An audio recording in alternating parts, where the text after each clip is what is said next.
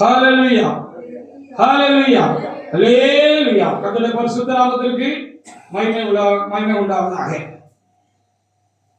2025ஆம் ஆண்டை முழுவதுமாக முடித்து ஆண்டவருடைய பிரதான கிருபையினாலும் இரக்கத்தினாலும் இந்த 2026வது ஆண்டை தேவனாய் நாம் கண்டு ஆண்டவருக்கு நன்றி செலுத்தத்தக்கதாக ஆண்டவராகிய தேவன் தாமே எனக்கும் உங்களுக்கும் கூட அனுகிரகம் பாராட்டி இருக்கிறார்.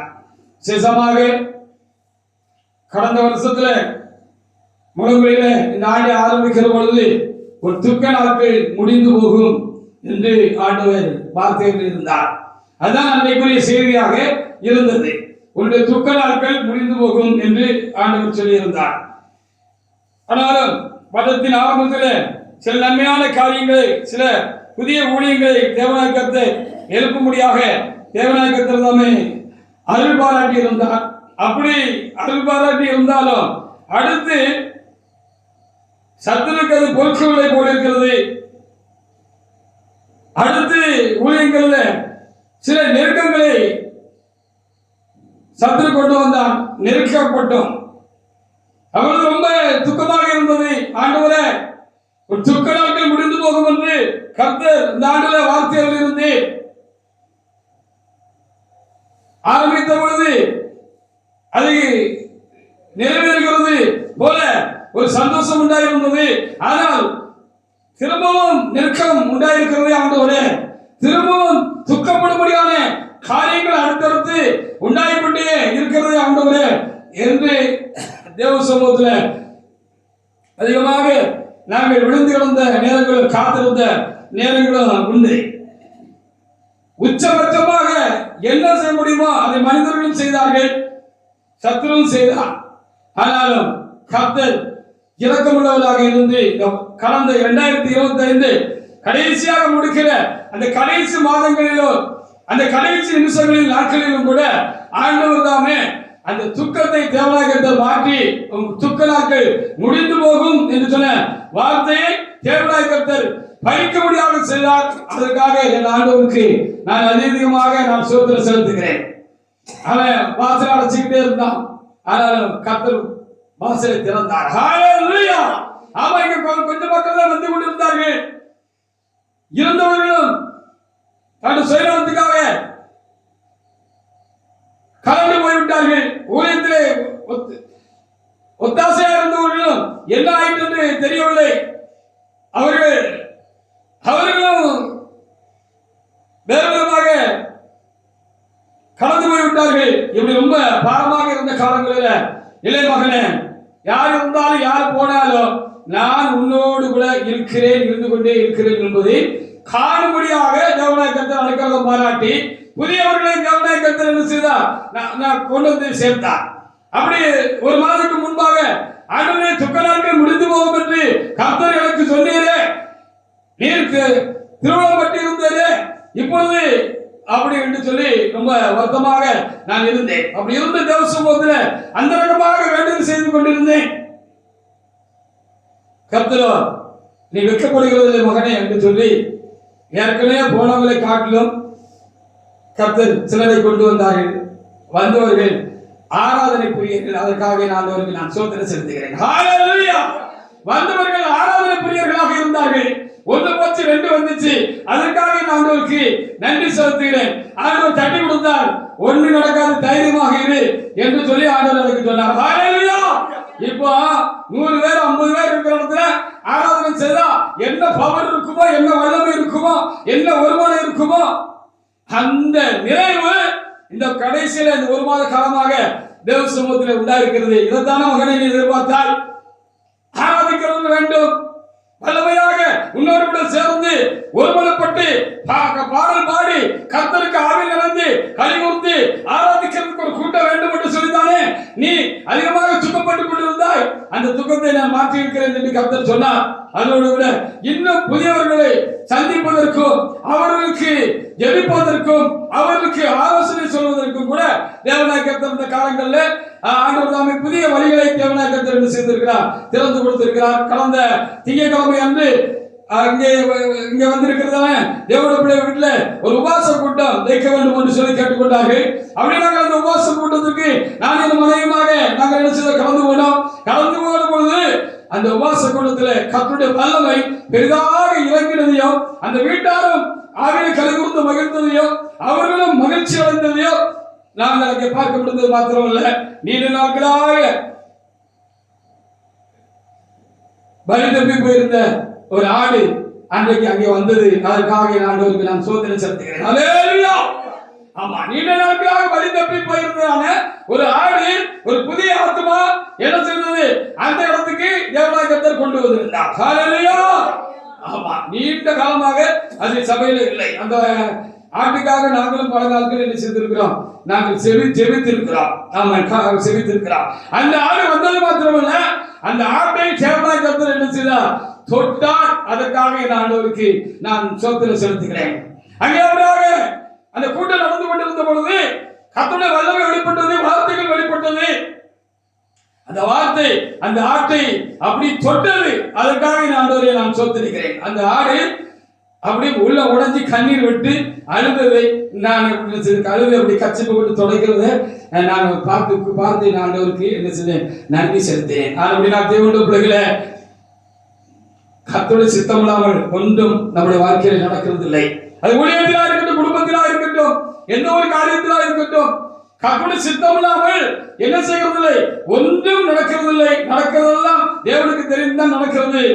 அதுக்கு முடிவு ஆசீர்வாதமாக இருக்கும் என்பதுதான் நமக்கு கர்த்தர் நம்ம அனுபவங்கள்ல தேவனாகிய கர்த்தர் நமக்கு கொடுத்த ஒரு காரியமாக இருக்கிறது. அப்படியே இந்த ஆண்டுல சந்தோஷமா ஆரம்பித்து இடையில துக்கத்தோடு தொடர்ந்த இந்த ஆண்டு கடைசி நேரங்களில் நம்பிக்கை ஊட்டும் ஆண்டாக அது மாறினபடினால, தைரியம் ஊட்டுகிற ஒரு நம்பிக்கை ஊட்டுகிற ஒரு ஆண்டாக அது மாறினபடினாலே ஆண்டவர் சொன்னபடி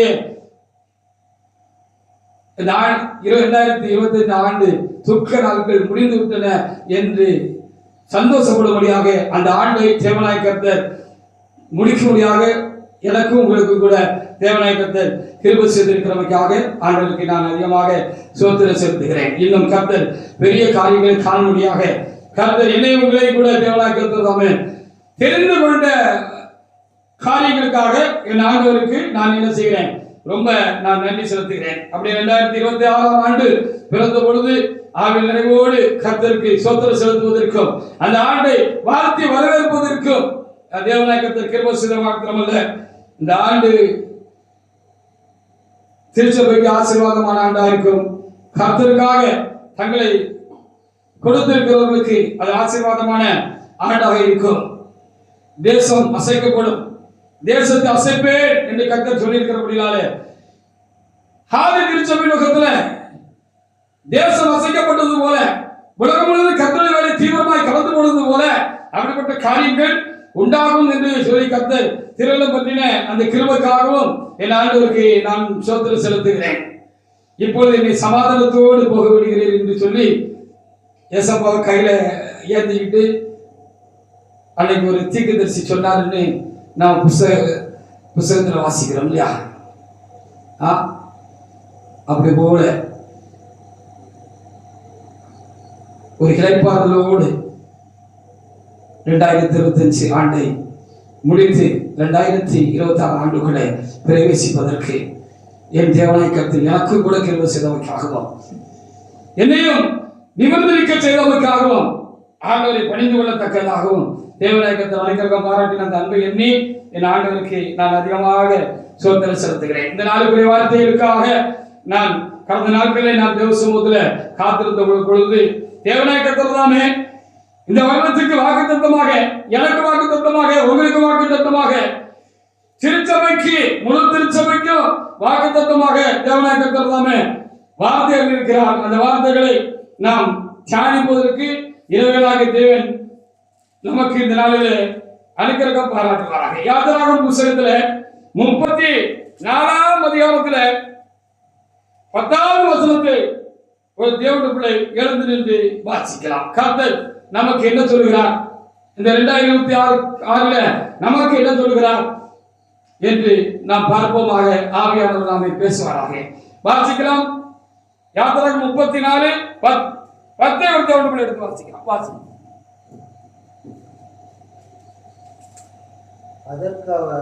அதற்கு அவர்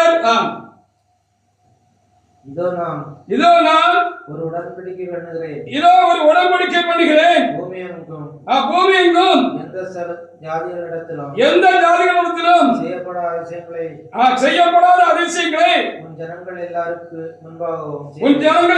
முன்பாகவும் செய்வேன். உன்னோட இருக்கிற ஜனங்கள் எல்லாரும் கர்த்தருடைய செய்கையை காண்பார்கள். உன்னோட கூட இருந்து நான் செய்யும் காரியம் பயங்கரமாக இருக்கும். நான் செய்யும் காரியம் பயங்கரமாக இருக்கும். ஹல்லேலூயா! உன்னோடு கூட இருந்து நான் செய்ய போற காரியம் பயங்கரமாக இருக்கும் என்று சொல்லி கர்த்தர் வார்த்தையில் இருக்கிறவர்களுக்காக ஆண்டவருக்கு நாம் ஸ்தோத்திரம் செலுத்துமாக. உன்னோடு கூட இருக்கிற ஜனங்கள் என்னுடைய செய்கையை காண்பார்கள், கர்த்தருடைய செய்கையை என்ன செய்வார்கள்?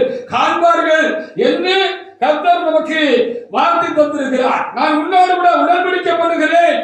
திருச்சபையோடு கூட நான் உடன்படிக்கை பண்ணுகிறேன். திருச்சபையின் ஊழியக்காரர்களாக கர்த்தருக்கு உண்மையாக பணி செய்கிற உங்களோடு கூட நான் என்ன செய்கிறேன்? உடன்படிக்கை பண்ணுகிறேன்.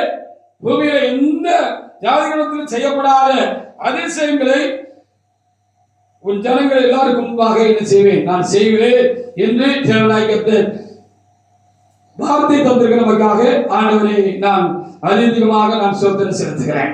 திருச்சபை யுகத்துல இப்பொழுது நமது பாதிப்போடு கூட நாம் இருந்து அந்த ஆதி நாட்கள்ல இருந்த அந்த ஆசீர்வாதமும் அந்த மேன்மையும் திரும்பவும் இந்த திருச்சபையில நமக்கு நடப்பிக்கப்பட வேண்டுமே, இந்த திருச்சபையில அது திரும்பவும் காணப்பட வேண்டுமே என்று சொல்லி உள்ளான மனதிலே அதற்காக ஏங்குகின்ற யாவருக்கும் ஒரு நற்செய்தியாக இருக்கிறது. ஹல்லேலூயா! அப்போ அது ஒரு நற்செய்தியா இருக்கு. அந்த ஐயாவுடைய காலங்களுக்கு பிற்பாடு இந்த இடைக்காலங்களில் சில வாலிபர்களிடத்துல நான் பேசிக் கொண்டிருந்தேன். சிலமாக என்னுடைய புதல்வனோடு கூட என்னுடைய மகனோடு கூட நான் பேசிக்கொண்ட காரியங்கள் உண்டு. அப்படி பேசிக்கொண்டிருக்கிற பொழுது நாங்கள் ரட்சிக்கப்பட்ட காலங்களில் நீங்கள் ரட்சிக்கப்பட்ட இந்த ஆரம்ப நாட்களில் திருச்சபைக்குள்ள இருந்ததான அந்த அன்பும் மகிழ்ச்சியும் அந்த கர்த்தருடைய கிரியைகளையும் குறித்து அவங்கிட்ட சொல்லி சந்தோஷப்பட்டதுண்டு. சொல்லி சந்தோஷப்பட்டு இப்படி இருந்துச்சு பாத்துக்க, சபை அப்படி இருந்துச்சு பாத்துக்க. அந்த காலத்துல அது ஆரம்பிக்கப்பட்ட காலத்துல நாங்கள் எல்லாம் திருச்சபைக்கு வந்த காலங்கள்ல அப்படி ஒரு ஐக்கியம் இருந்துச்சு, அப்படி ஒரு அன்பு இருந்துச்சு, சகோதர சிநேகம் இருந்துச்சு. ஒருவருக்காக ஒருவர் என்ன செய்தோம்? தோல் கொடுக்கிற ஒரு ஆச்சரியமான ஒரு காரியம் அந்த நாட்கள் இருந்துச்சு. எல்லாரும் திருச்சபையை பார்த்து ஆடு வாயை திறக்கிற மாதிரி அப்படிப்பட்ட நல்ல காரியங்கள் எல்லாம் அன்றைக்கு இருந்துச்சு. ஆண்டவருடைய ஆளுகை இருந்துச்சு. பரிசுத்தவான்கள் தேவனுடைய பிள்ளைகளிடத்துல அப்படி ஒரு ஊக்கமான அன்பு வச்சிருந்தாங்க. சொந்த பிள்ளை மாதிரி சிநேகித்தாங்க. நாங்களும் என்ன செய்வோம்? பரிசுத்தவான்களுக்கு மேல உயிரை வச்சிருந்தோம். சொந்த அப்பா சொன்னா கூட, சொந்த தகப்பனார் சொன்னா கூட அதை தட்டிடுவோம். ஆனா என்ன செய்ய மாட்டோம்? இந்த ஆவிக்குரிய அப்பாக்கள் எங்களுக்கு சொன்னாங்க அப்படின்னு சொன்னா அதை அப்படியே என்ன செய்வோம்? ஏற்றுக்கிட்டு அதை அப்படியே நாங்க என்ன செய்வோம்? அப்படி ஒரு சந்தோஷமும் மகிழ்ச்சி வந்து திருச்சபையில் இருந்தது அப்படின்னு சொல்லப்படுது. இதெல்லாம் நாங்க காதனால தான் கேட்கிறோம், கண்ணினால காணலையே. நாங்க எங்க வயசு பிள்ளைத்து பையங்க அப்படின்னு சொல்லி அவன் சங்கடப்பட்டான். ஹல்லேலூயா! அப்படி சங்கடப்படுகிறவங்களுக்கு தேவனாய் கர்த்தர் இந்த ஆண்டுல என்ன சொல்கிறார்? அந்த பழைய ஆதி கிரியைகளை திரும்பவும் நான் என்ன செய்வேன்? இந்த திருச்சபை உலகத்திலே நான் என்ன செய்வேன்? நடப்பிப்பேன். திருச்சபையை கொண்டு நான் செய்யும் காரியம் பயங்கரமாக இருக்கா?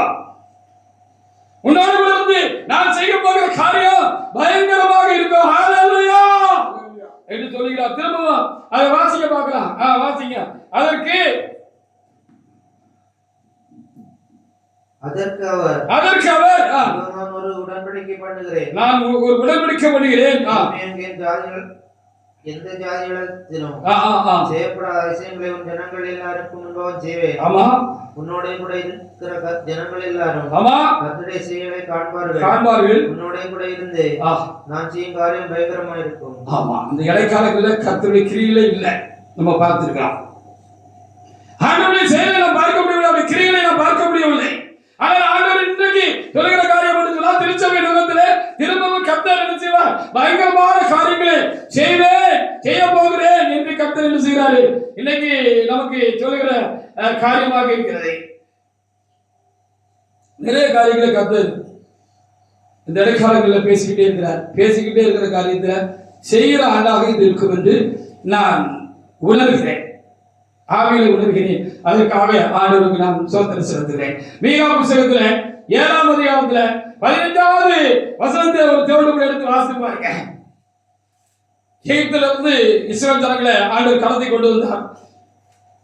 மோசே மூலமாகவும் ஆரோன் மூலமாகவும் மிரியாமின் தீர்க்கதரிசி மூலமாகவும் தேவனாகிய கர்த்தர் என்ன செய்தார்? அவர்களை எகிப்திலிருந்து புறப்பட செய்து கொண்டு வந்தார். அப்படி கொண்டு வந்த காலங்களில் பெரிய காரியங்களை என்ன செய்தார்? ஆண்டவர் செய்தார் என்று சொல்லி நாம் வாசித்திருக்கிறோம், அறிந்தும் இருக்கிறோம். வாசிக்க மீகா 7:15.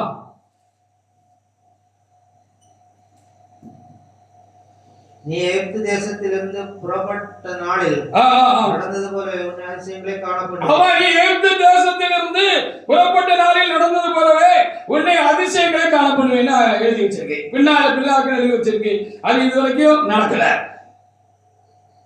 ஆதி திருச்சபை நாட்களிலும் அது நடக்கல. அப்ப கர்த்தர் வருகை சேரமா இருக்கிற இந்த கடைசி நாட்களிலே கர்த்தர் நம்முடைய சபையை எழுப்பி இருக்கிறார். இந்த சபையிலே கர்த்தர் அந்த காரியத்தை என்ன செய்வார்? கண்டிப்பாக செய்வார். ஹல்லேலூயா! அந்த காலத்துக்குள்ளாக நாம் வந்திருக்கிறோம் என்று சொல்லி ஆண்டவர் இன்றைக்கு நமக்கு சொல்லுகிறதா இருக்கிறது. வருஷத்தை முடிச்சோம், 25 முடிச்சோம், 26 வந்திருக்கிறோம். நம்ம பெருசா ஏதாவது எதிர்பார்த்திருக்க மாட்டோம், சின்னதா ஏதாவது ஆண்டவருக்கு எதிர்பார்த்து இருந்திருக்கோம். ஆனா ஆண்டவர் என்ன சொல்ல தெரியுமா?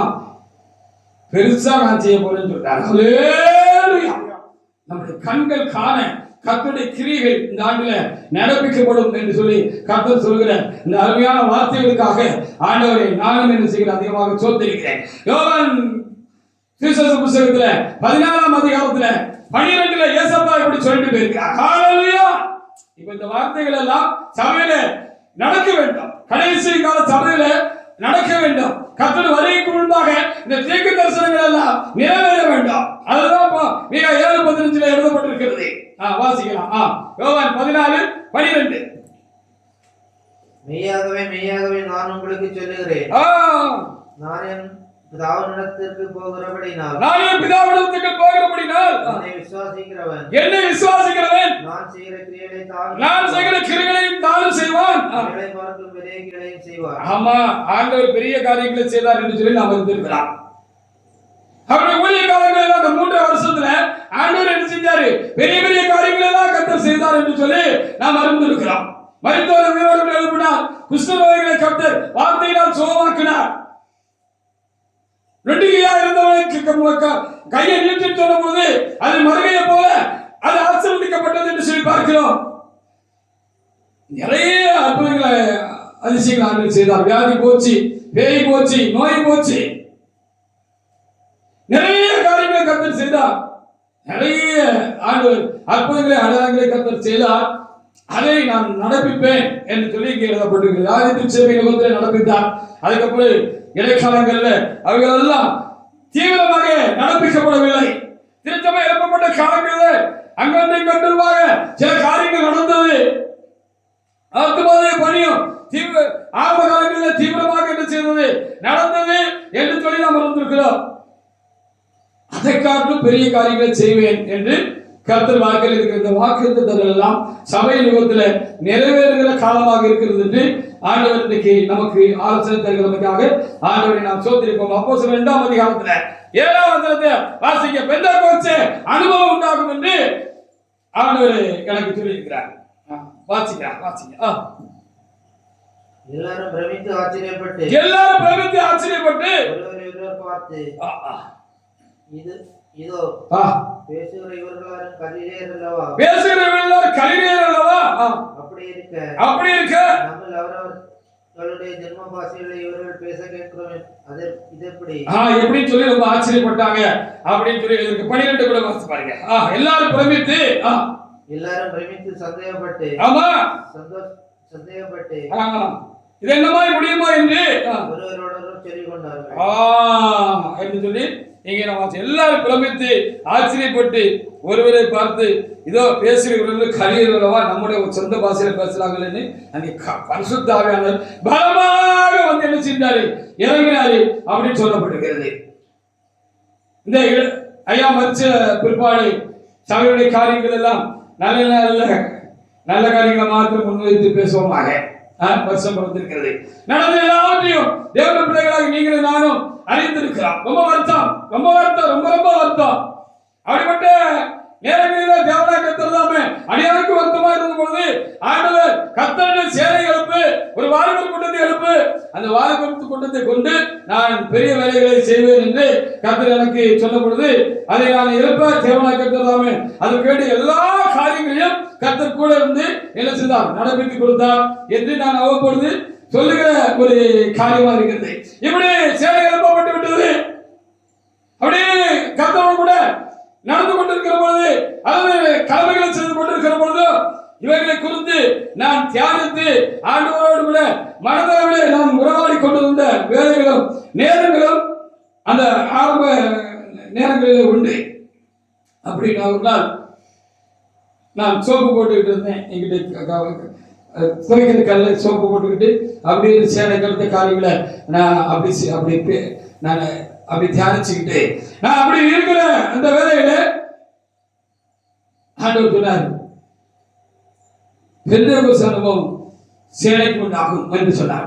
இறை பரிசுத்தம் உண்டாகும் என்று தேவனாய் கர்த்தர் சொன்னார். பெந்தேகோஸ்து நாளிலே உண்டான அந்த அனுபவம் திரும்பவும் இந்த திருச்சபையில இந்த கடைசி நேரங்களில் சேனை மூலமாக அந்த காரியங்களை நான் நடப்பிப்பேன் என்று சொன்னது மாத்திரமல்ல, இதுவரைக்கும் திருச்சபை நிறுவனத்துல பெற்றிராத ஒரு உன்னத நிலை இருக்கு, இறை பரிசுத்தம் ஒரு உன்னத நிலை இருக்கு, அதையெல்லாம் தருவே என்று சொல்லி ஆண்டவர் என்ன செஞ்சாரு, சொன்னாரு என்று சொல்லி பார்க்கிறோம். அப்படிப்பட்ட காலமாக இந்த வருடம் இருக்கும், இந்த 2026 இருக்கும் என்று சொல்லி ஆண்டவர் இப்படிப்பட்ட காரியங்கள் நமக்கு சொல்லுகிறார். எபிரேயர் 12:26 வாசிங்க. இதுவரைக்கும் இல்லாத பெரிய அசைவு சபை நிறுவனத்தில் இனி உண்டாக போகிறது. ஹalleluya! பெரிய அசைவு உண்டாக போகிறது. ஆண்டவர் வார்த்தையும் பரிசுத்தம் வந்த பொழுது அப்படி வந்து நான் தேசத்தை நான் அசைப்பேன் என்று வந்திருக்கிறது. ஹalleluya! ஆமா, யாரை கொண்டு அசைப்பாரு? யார் உண்மை உத்தமாக தேவனாய கர்த்தரை பின்பற்றுகிறார்களோ, யார் நேற்று வரைக்கும் கர்த்தருடைய வழியிலே உறுதியாக உரமாக இருந்தார்களோ, கர்த்தருக்கு பயப்பட்டார்களோ, கர்த்தருடைய சத்தத்துக்கு பயப்பட்டார்களோ, கீழ்ப்படிந்தார்களோ, ஆண்டவரே என்ன செய்ய சித்தமா இருக்கிறது என்று எந்த ஜாக்கிரதையாக கர்த்தருடைய காரியங்களை தீட்டி ஆண்டவர் எந்த ஒரு காரியத்திலும் எல்லா காரியத்திலும் அவர்கள் சித்தமல்ல என்று சொல்லி யார் கவனமாக இருந்தார்களோ அவர்களை கொண்டு கர்த்தர் என்ன செய்வார், தேசத்தை அசைப்பார் என்று சொல்லி கர்த்தரினாலே நமக்கு வார்த்தையாக தருகிறமைக்காக நாம் ஆண்டவரை நாம் சோதரிப்போமாக. வாசிக்கலாம். எபிரேயர் 12:26 பிள்ளைகளை எடுத்து வாசிக்க. என்ன சொல்லுகிறது என்று பார்ப்போம். வாசிக்க. ஹalleluya! அவருடைய சத்தம் அப்பொழுது பூமியை அசைய பண்ணிட்டு, அவருடைய சத்தம் அப்பொழுது பூமியை அசைய பண்ணிட்டு, இன்னும் ஒரு தடவை நான் பூமியை மாத்திரமல்ல வானத்தையும் அசைய பண்ணுவேன் என்று இப்பொழுது வாக்குத்தத்தம் செய்திருக்கிறார். இப்பொழுது திரும்ப வாக்குத்தத்தம் செய்திருக்கிறார். ஹalleluya! திரும்பவும் நான் என்ன செய்வேன், பூமியை மாத்திரமல்ல வானத்தை அசைய பண்ற மாதிரி பெரிய காரியங்களை செய்வேன். வானத்தை அசைக்கிறதுனா என்ன? யாக்கோபு பொண்ணு கட்டுறதுக்கு புறப்பட்டு போறாரு. ராக்காலம் ஆயிட்டு சூரியன் அஸ்தமிச்சுட்டு, அப்படி சூரியன் அஸ்தமித்த பொழுது அவர் ஒரு கல்லை எடுத்து தலைகளை வச்சுக்கிட்டாரு வச்சுக்கிட்டு அவர் என்ன செஞ்சாரு, படுத்து தூங்கின பொழுது அவர் சொப்பனை கண்டார் என்று சொல்லி எழுதப்பட்டிருக்கிறார். அப்போ அவர் சொப்பனை கண்டாரு. வானத்துக்கு பூமிக்குமாக ஒரு பெரிய ஏணி வைக்கப்பட்டிருக்கிறது. அந்த ஏணியில தூதர்கள் ஏறுகிறது இறங்குறதுமாக, பரலோகத்தின் தூதர்கள் ஏறுகிறது இறங்குறதுமாக இருக்கிறார்கள். அந்த உச்சத்துல பரலோகத்துல தேவனாய கர்த்தர் வெளிப்பட்டு அவர்களோட இடைப்பட்டு உன்னை நான் ஆசீர்வதிப்பேன் என்று சொல்லுகிறதை அவர் அந்த தரிசனத்தில் கண்டாரே. நான் உனக்கு சொன்ன என்று சொல்லி ஆண்டவர் சொல்லி அவர் விழித்துக் கொண்ட பொழுது இது பயங்கரமான ஸ்தலமாக இருக்கிறது அப்படின்னு அதுக்கு ஒரு பேர் வச்சாரு அப்படின்னு சொல்லி நம்ம என்ன செய்கிறோம், வேத புத்தகத்தில் என்ன செய்கிறோம் பார்க்கிறோம். ஹல்லேலூயா. ஆமா, அதே யோவான்ல கூட ஆண்டவர் இப்படி சொன்னார், தேவதூதர்கள் ஏறுகிற இறங்குறதையும் நீங்க காண்பீங்க அப்படி சொன்னா பலத்த கர்த்தருடைய கிரியைகள் என்ன செய்யப்படும், இனி நடப்பிக்கப்படும் என்று சொல்லி கர்த்தர் என்ன செய்தாரு சொன்னாரு அப்படின்னு சொல்லி பார்க்கலாம்.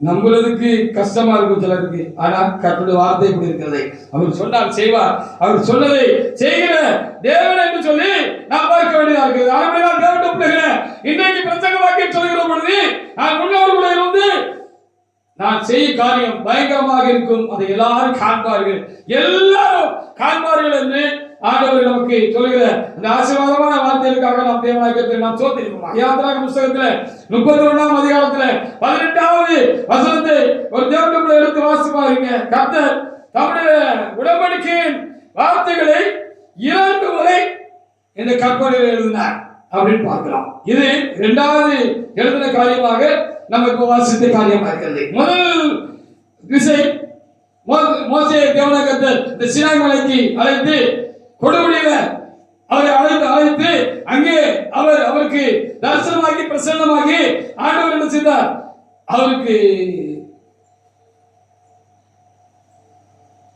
அந்த 10 கட்டளைகளை 2 கற்பனைகளை எழுதி கொடுத்தார், உடன்படிக்கையின் வார்த்தைகளை எழுதி கொடுத்தார் என்று சொல்லி நான் வாசிக்க முடிகிறது. வாசிக்கலாம் பார்ப்போம். யாத்திராகம புத்தகத்துல 32ஆம் அதிகாரத்துல யாத்திராகமம் 31:18 முதல்ல வாசிங்க. சீனாய் மலையில் அவர் மோசேயோடு பேசி முடிந்த பின் தேவனுடைய விருதினால் எழுதப்பட்ட கற்பலைகளாகிய சாட்சியின் 2 பலகைகளை அவரிடத்தில் கொடுத்தார். ஆமா என்று சொல்லி அங்கே எழுதி செய்யப்பட்டிருக்கிறது. அங்கே எழுதி நம்ம எழுதி கொடுக்கப்பட்டிருக்கிறது. அதை நம்ம இங்க என்ன செய்கிறோம், 31:18 நம்ம என்ன செய்ய முடிகிறது, நம்ம பார்க்க முடிகிறது. சீனாய் மலையிலே அவர் மோசேயோடு பேசி முடித்த பின்பு தேவனுடைய விருதினால் எழுதப்பட்ட கற்பலையாகிய சாட்சியின் 2 பலகைகளை அவரிடத்திலே கொடுத்தார் என்று எழுதப்பட்டிருக்கிறது. தொடர்ந்து வாசித்து பாருங்க. யாத்திராகமம் 32:15-16 வசனங்களை வாசித்து பாருங்க. யாத்திராகமம் 32. பின்பு மோசே மலையிலிருந்து இறங்கினான்.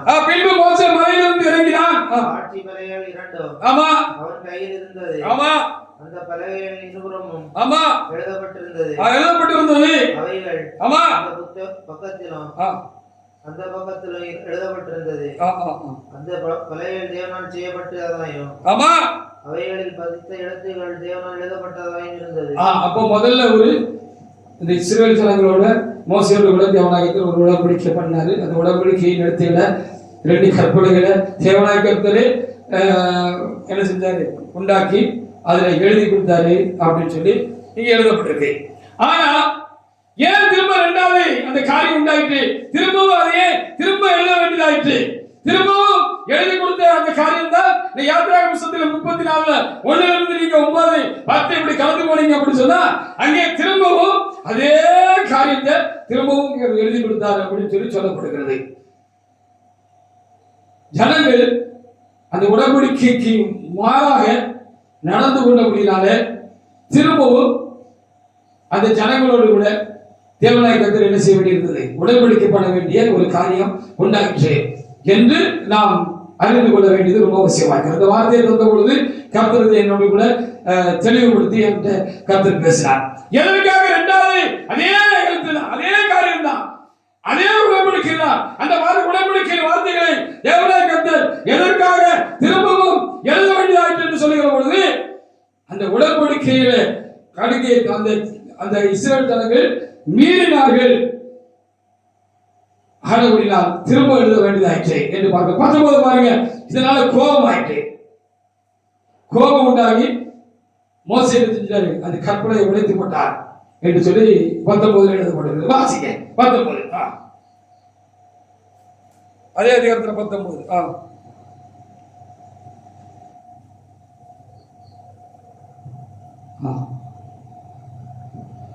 19 வாசிங்க. 32:19.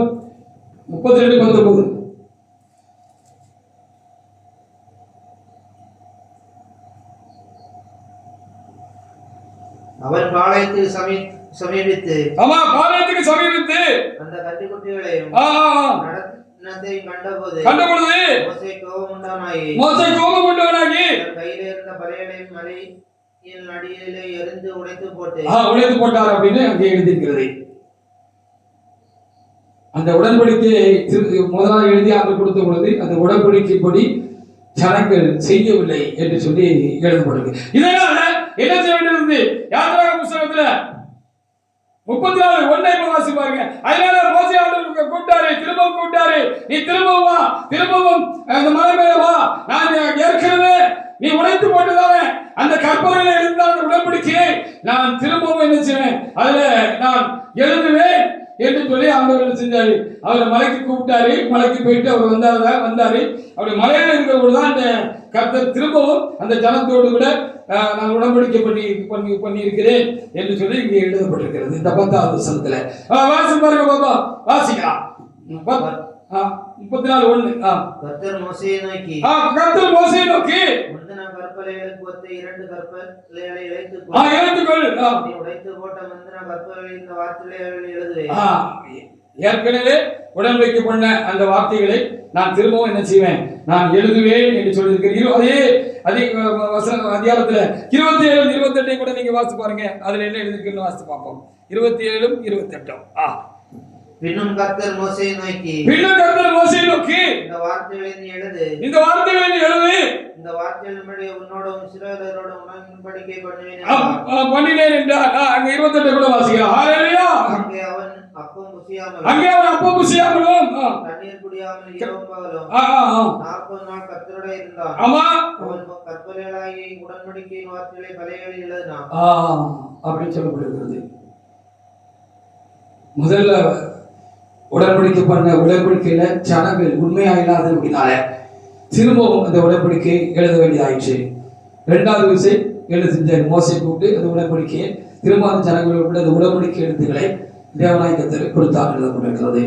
இதை கர்த்தர் சொல்லுகிற பொழுது சொன்னார், தலைமையா மூலமாக இந்த திருச்சபையோடு கூட, இந்த புதிய சபையோடு கூட, இந்த புதிய தலைமையோடு கூட, இந்த புதிய சபைக்கு ஊழிய செய்யக்கூடியாக அழைக்கப்பட்டதான பிரதானமானவர்களோடு கூட, திருச்சபையின் ஊழியக்காரர்களோடு கூட, இந்த ஜனங்களோடு கூட நான் ஒரு விஷயம் என்ன செய்தேன், நான் ஒரு அப்போஸ்தலரை எழுப்பி நான் என்ன செய்தேன், அவர்களோடு நான் உடன்படிக்கை செய்து கொண்டேன், ஒரு புதிய உடன்படிக்கை செய்து கொண்டேன், திருச்சபை எழுப்பி என்னுடைய சித்தத்தை செய்ய முடியாத ஒரு உடன்படிக்கையை தேவ சித்த சபையிலே நடப்பிக்கப்படுவதாக என்னுடைய ஆலயங்கள சபை நிரம்பி வந்து அதனுடைய ஆசீர்வாதங்களோடு கூட அந்த சபையை தொடர்ந்து கட்டப்படும்படியாக ஜனங்கள் தேவனுக்கு பிரியமானவர்களாக ஊழியம் செய்கிற ஊழியக்காரர்கள் தேவனோடு கூட ஐக்கியமாக இருந்து தேவ சித்தம் செய்கிறவர்களாக அவர்கள் இருக்க வேண்டும் என்று சொல்லி சகல ஆசீர்வாதங்களையும் நான் இந்த புதிய சபைக்கு நான் கொடுத்து அவர்களோடு கூட நான் உடன்படிக்கை பண்ணிக்கொண்டேன். அப்படி பண்ணிக்கொண்ட உடன்படிக்கையை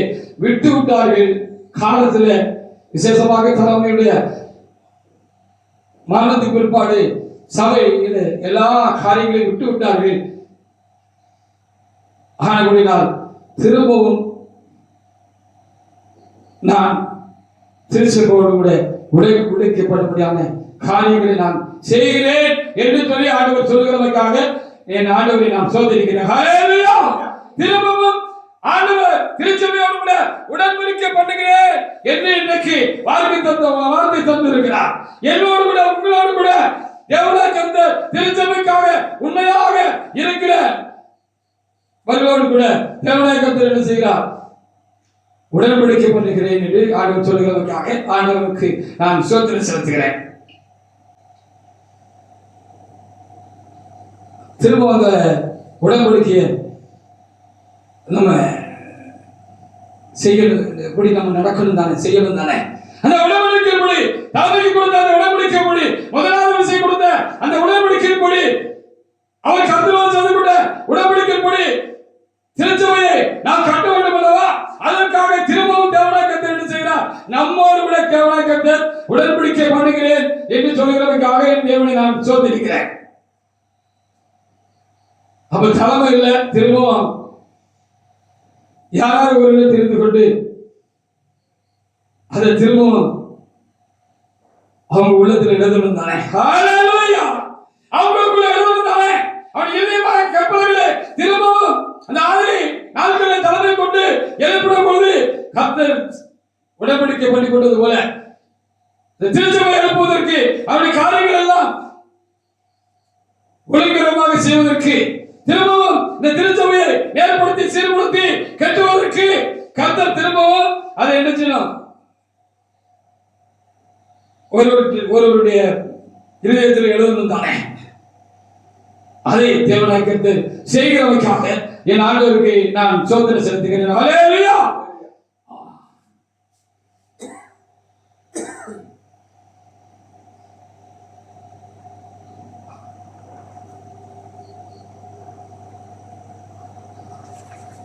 ஹல்லேலூயா. அப்ப சபை ஆதி நிலையை திரும்ப அடையணும். ஆமோஸ் 9:12 வாசி பாருங்க. முந்தின சீருக்கு சபை திரும்பணும், ஆதி நிலைக்கு சபை திரும்பணும். அப்ப பெரியார்கிட்ட இருந்து கற்றுக்கொண்ட காரியங்கள் எல்லாம் உள்ளத்துல வச்சுக்கிட்டு உறுதியா இருந்து அதுல பிசகாம உண்மையாக இருந்த ஒருவரை தான் தேவனாய் கர்த்தர் என்ன செய்ய முடியும், எழுப்பி அவருக்கு அந்த தலைமையாவுக்கு கொடுத்த எல்லா ஆசீர்வாதங்களையும் அதிகாரங்களையும் ஆளுகைகளையும் தேவனாய் கர்த்தர் அவருக்கு கொடுத்து அந்த மனுஷனோடு கூட தேவனாய் கர்த்தர் உடன்படிக்கை பண்ணி அவரை முன்னுக்கு நிப்பாட்டி அவருக்கு பின்னால உண்மை உள்ளவர்களெல்லாம் கூட்டி சேர்த்து திருச்சபையின் வேலையை திரும்பவும் தீவிரப்படுத்துதான் கர்த்தருடைய காரியமாக இருக்கிறது. அதை தான் இன்றைக்கு கர்த்தர் வாக்கில் இருக்கிறார். அதுக்காக ஆண்டவரை நாம் சோதரிப்போமாக. வாசிக்கலாம். ஆமோஸ் 9:12 வாசிக்கலாம். வாசி. அந்நாளிலே இழந்து போன தாவீதின் கூடாரத்தை திரும்ப எடுப்பித்து அதன் திறப்புகளை அடைத்து அதில் பழுதாய் போனதை சீர்படுத்தி நாட்கள் இருந்தது போல அதை ஸ்தாபிப்பேன் இதை செய்கிற கர்த்தர் சொல்லுகிறார். ஆமா, திரும்பவும் சபையை சீர்படுத்தி எழுப்பி கட்டலாம். ஹல்லேலூயா. இப்ப சீரா இல்ல சபை, அது உண்மைதான். ஐயா மறுபின்பாக சபை சீரா இல்ல, சபை சீராகணும். சீர்படுத்தி அதை எழுப்பி கட்டணும். இப்படியே எழுப்பி கட்ட முடியாது. இப்படி கட்ட முடியுமா? சரியில்லாம கட்ட முடியுமா? அப்ப சீர்படுத்தி அந்த சபையை எழுப்பி கட்ட வேண்டும். எசேக்கியேல் 36:11 கூட ஒரு தேவனுடைய எடுத்து வாசி பார்க்கலாம்.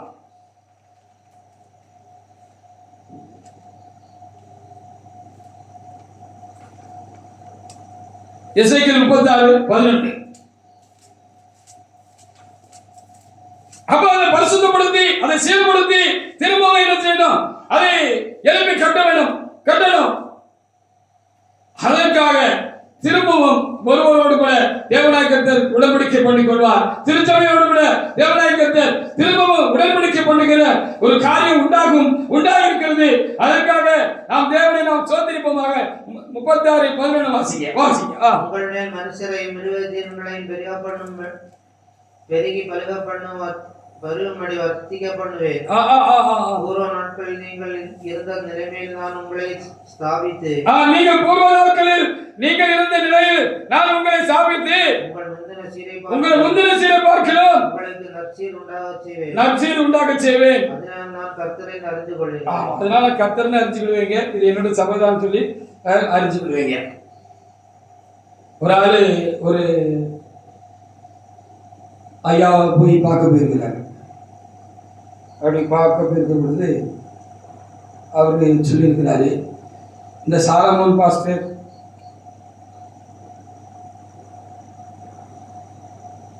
ஐயா விட்டுட்டு போன இந்த சபையை கர்த்தருடைய செய்தி எழுப்புன்னு சொன்னாரு. எழுப்பி அந்த திருப்பணியை செய்வதற்கு கர்த்தர் எனக்கு சொல்லியிருக்கிறாரு. அது எப்படின்னு கேட்டுதாகணும். தேவையில்லாத வார்த்தைகள் அப்படி வாய்ப்பு சொன்னதாக நான் கேள்விப்பட்டேன். ஹல்லேலூயா. அது ஒரு கூட்டமாக நம்ம சேர்த்து செய்யணும். ஒரு ஆளு எப்படி அதை செய்ய முடியும்? ஒரு ஆளு இருந்து எப்படி செய்ய முடியும்? கர்த்தர் ஒருவரைத்தான் எல்லா காரியங்களிலும் முன்னெடுத்து அழைத்தார் என்று சொல்லினால் வேதம் முழுவதும் நமக்கு சொல்லுகிற ஒரு மறுக்க முடியாத உண்மையாக இருக்கிறது. இந்த புதிய சபை எழுப்புகிற பொழுது எழுப்பி 46 ஆண்டுகளாக அதை நடத்தும்படியாக தேவனாய் கர்த்தர் நிறைய பேரை தெரிஞ்சுக்கல. 10 பேரை கூப்பிட்டு எல்லாரும் வாங்க, நீங்க எல்லாருமா சேர்ந்து ஒண்ணு போல சேர்ந்து நீங்க கெட்டுங்க அப்படின்னு சொல்லல. ஹalleluya. தலைமையா தான் கர்த்தர் தெரிஞ்சு கொண்டாரு. தலைமையை தெரிந்து அழைத்து அவருக்கு தரிசனமாகி திருச்சபையை கட்டுவதற்கு வேண்டிய எல்லா காரியங்களையும் அவருக்கு திட்டமாக காண்பித்து வெளிப்படுத்தி அவரை எழுப்பி அவரை கொண்டு தேவனாக சபை எழுப்பி இருக்கிற வரைக்கும் அந்த சபை பிசகாம சத்தியத்தின்படி அது ஒழுங்கா அது கட்டப்பட்டு வந்தது, நடந்தது என்று சொல்லி நாம் அறிந்திருக்கிறோம். ஹalleluya. அவங்களதான் கர்த்தர் தெரிஞ்சு கொண்டாரு. அவங்களோடு கூட மற்றவங்களை தெரிஞ்சு கொண்டாரு வெளிய கூட்டமா யாரையும் தெரிஞ்சு கொள்ளல. ஏன் கூட்டமா தெரிஞ்சு கொள்ள தெரியுமா? கூட்டமா தெரிஞ்சுக்கிட்டா அவனுக்கு ஒரு நோக்கம் சித்தத்தை வச்சுக்கிட்டு இஷ்டத்துக்கு ஆளாளுக்கு ஒரு காரியத்தை செய்யணும்னு சொல்லுகிற பொழுது அதுக்கு 1000 காரியங்களை சொல்லிக்கிட்டு இருப்பான். அது அப்படி செய்யணும், இதை இப்படி செய்யணும், அப்படி செய்யணும், இப்படி செய்யணும் அப்படின்னு சொல்லிக்கிட்டு இருப்பான். ஹalleluya. அப்போ கர்த்தர் நமக்கு சித்தமான பேர்களை கர்த்தர் தாமே அந்தந்த காரியங்களை தெரிந்து கொண்டு அவர்களை கொண்டுதான் தேவனாய கர்த்தர் என்ன செய்கிறார்? அவர்களை தெரிந்து கொண்டு அவர்களுக்கு கட்டளை கொடுத்துதான் நம்முடைய வேலையை செய்கிறார். அதான் உண்மை. அவங்கதான் கர்த்தருடைய சத்தம் கேட்டு சித்தம் செய்வாங்க.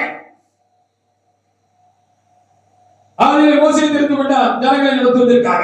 மோசைக்கு முன்பாக மோசையுடைய பிள்ளைகளை கூட கர்த்தர் தெரிந்து கொள்ளல. யோசுவாவை கர்த்தர் தெரிந்து கொண்டார். இப்படி நாம் வேத புத்தகத்திலே பார்க்கிறோம். சவுலை தெரிஞ்சுக்கிட்டாரு. இஸ்ரவேல் ஜனங்களை ஆளுபடியாக கானான் தேசத்துல அந்த ஆள் விழுந்து போன பொழுது தாவீதை தெரிந்து கொண்டாரு. இப்படி குறிப்பா தேவனாய கர்த்தர் அந்தந்த காலங்களில் யாராவது ஒரு ஆளை கர்த்தர் தெரிந்து கொண்டார். அது அவருடைய தெரிந்து கொள்ளுதல். அந்த ஆளு நம்முடைய பார்வைக்கு பெரிய ஆளா இருக்கணும்னு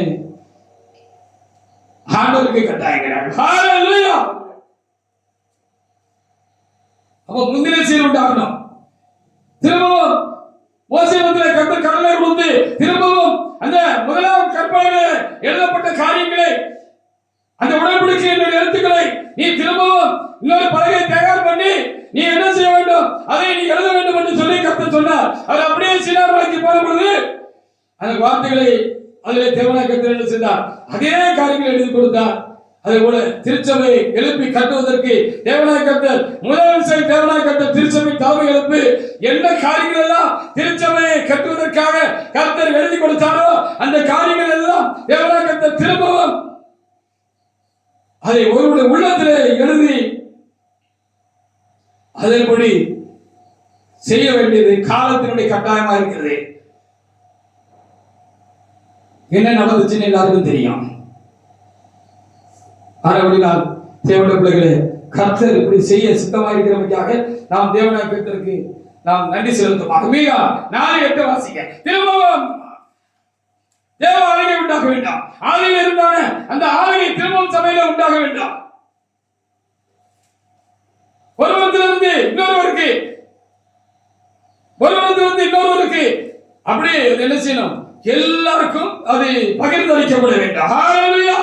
இப்படி அது பரம்பி பலன் தர வேண்டும். கர்த்தருடைய ஆளுகை சபையை திரும்பவும் நிரப்ப வேண்டும். அப்பொழுது சபை சீர்பொருந்தும்.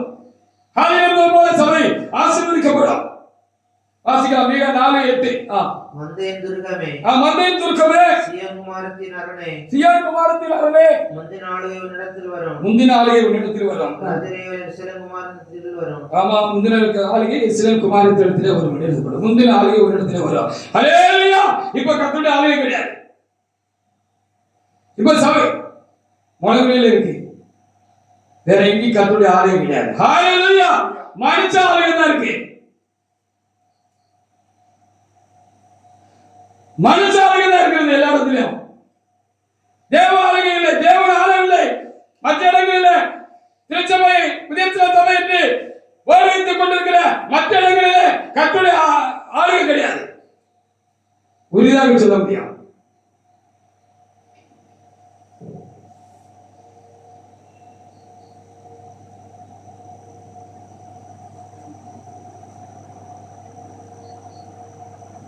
தேவ ஆளுகை என்றால் என்ன?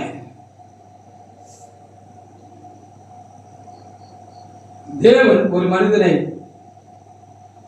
ஆட்கொண்டு தம்முடைய சித்தத்தை அவர் மூலமாக நடப்பிக்கிறது தான் தேவாலயம். ஹல்லேலூயா. அப்போ நான் உங்களை கேட்டா செய்யணும். அப்படி ஒரு ஆளுகை ஒரு மனிதனை தேவனாக கர்த்தர் ஆட்கொள்வார் என்று சொன்னார், தெரிந்து கொள்வார் என்று சொன்னார், அவரை தம்முடைய சித்தம் செய்ய அவர் நிரப்புவார் என்று சொன்னார், அவர்கிட்ட அவரை செய்ய வேண்டியதெல்லாம் சொல்லிக்கிட்டே இருப்பார். ஹல்லேலூயா. நீ இப்படி செய், நீ இப்படி செய், இதை இப்படி செய், இதை இப்படித்தான் செய்யணும் அப்படின்னு சொல்லிக்கிட்டே இருப்பார். அங்க மனுஷ ஆலோசனைக்கு அங்க இடம் கிடையாது, தேவ ஆலோசனைக்கு தான் அங்க இடம். இப்ப என்ன நடக்கு? மனுஷங்கிட்ட ஆலோசனை கேட்டு உங்களுக்கு சொல்லதான் போயிட்டு வாங்கன்னு சொல்றதுதான் இப்ப நடக்குது. அதான் நடக்கு. எந்த ஒரு காரியமா இருக்கட்டும், முக்கியமான ஆட்கள் இருக்காங்க கமிட்டியில, அவங்க நான் கேட்டு உங்களுக்கு நான் பதில் சொல்றேன் அப்படிங்கிறது தான் இப்ப இருக்கு. ஐயா ஒரு ஊழியர் மாநாட்டை இப்படி சொன்னாங்க, இங்க எல்லாம் மக்கள் ஆட்சி கிடையாது, ஜனநாயக ஆட்சி கிடையாது, இங்க முடியாட்சி தான் அப்படின்னு சொன்னாங்க. இங்க முடியாட்சி தான், ராஜாவுடைய ஆட்சி தான் அப்படின்னு சொன்னாங்க. இதெல்லாம் நல்ல காரியத்துக்காக நான் சொன்னேன். ஒரு ஆளு அதை தப்பா சொல்றேன் இருக்குல்ல. அப்ப சிரிச்சுட்டு கட்டுட்டு வேற மாதிரி சொன்னாரு. ஐயா சொன்னதுக்கு அர்த்தம் என்ன தெரியுமா? இங்க இயேசு ராஜாவுடைய ஆட்சி தான். ஹல்லேலூயா. இயேசு ராஜாவுடைய ஆட்சி தான் திருச்சபையில, மற்ற வெளிச்சபையில் இல்ல. அப்படி கிடையாது, மனித ஆளுகை தான். ஆளுக்கு ஒண்ணு சொல்லுவாங்க, அதுல யாரு பலமான ஆளோ அவர் சொல்லுதான் அங்க என்ன செய்யும், கடைசியில முடிவாக இருக்கும், நடக்கும். இங்க அப்படி கிடையாது. இங்க இயேசு ராஜா ஆட்சி தான். இயேசு ராஜா என்ன சொல்றாரோ அதை எனக்கு சொல்லுவாரு, அதைத்தான் நான் செய்வேன்னு சொல்லி அதுக்கு அர்த்தம். இங்க முடியாட்சி தான். இங்க மக்கள் ஆட்சியெல்லாம் கிடையாது, ஜனநாயக ஆட்சியெல்லாம் கிடையாது அப்படின்னு அவங்க சொன்னாங்க. ஹல்லேலூயா. அப்போ கர்த்தர் என்ன சொல்றாரோ அதை செய்யறதுனா அந்த தெரிந்து கொள்ளப்பட்டவருடைய வேலையாக இருக்கும். ஹல்லேலூயா. அதான் ஐயா செஞ்சாங்க. பள்ளி புள்ளி மாத்திரத்துக்கு கர்த்தர் ஒரு நாளும் உடன்படல. ஆதியில என்ன சொன்னாங்களோ அதுதான் அவங்க இருந்த வரைக்கும் முறை கிரமமாக திருச்சபையில் என்ன செய்யப்பட்டது, நடப்பிக்கப்பட்டது.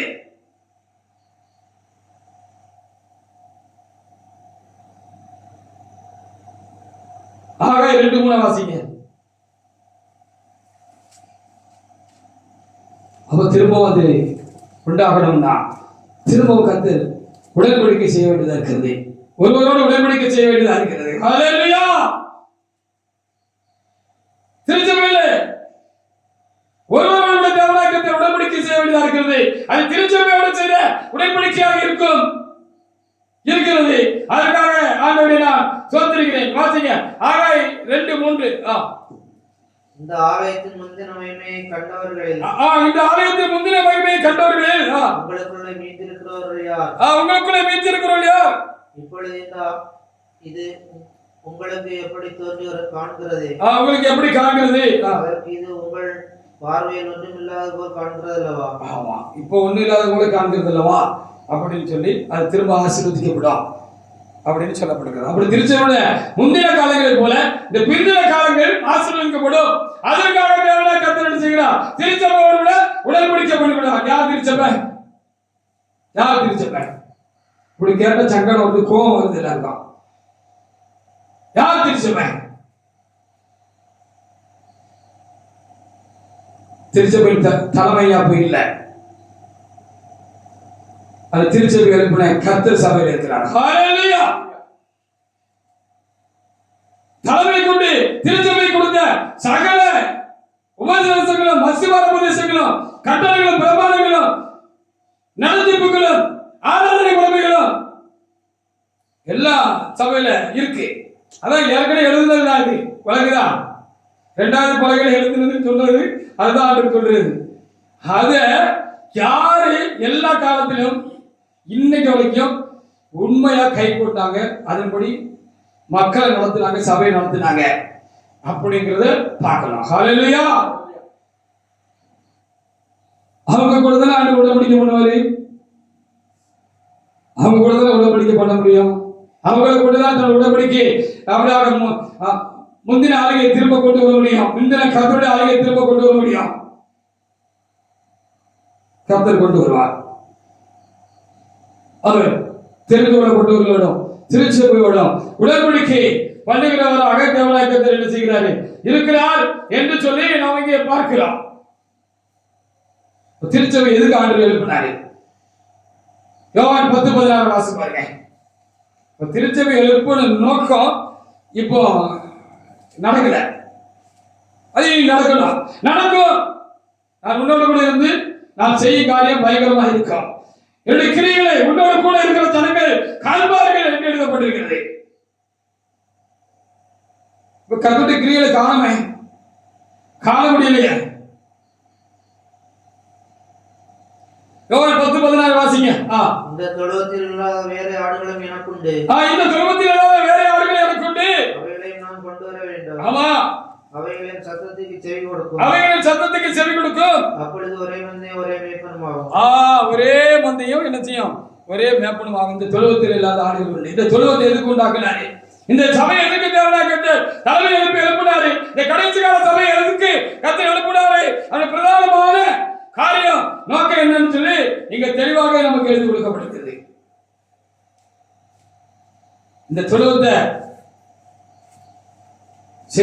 சரியா கட்டி ஆடுகளை கூட்டி சேர்த்து மேற்பர்களை உண்டாக்கி இந்த தொழுவத்தை பாதுகாத்து, இந்த தொழுவத்துக்கு வெளியில உலகம் முழுவதும் பிரஜாதிகளிலும் முன்குறிக்கப்பட்டவங்க இருக்காங்க, பிற கிறிஸ்தவ சபைகளிலும் முன்குறிக்கப்பட்டவங்க இருக்காங்க.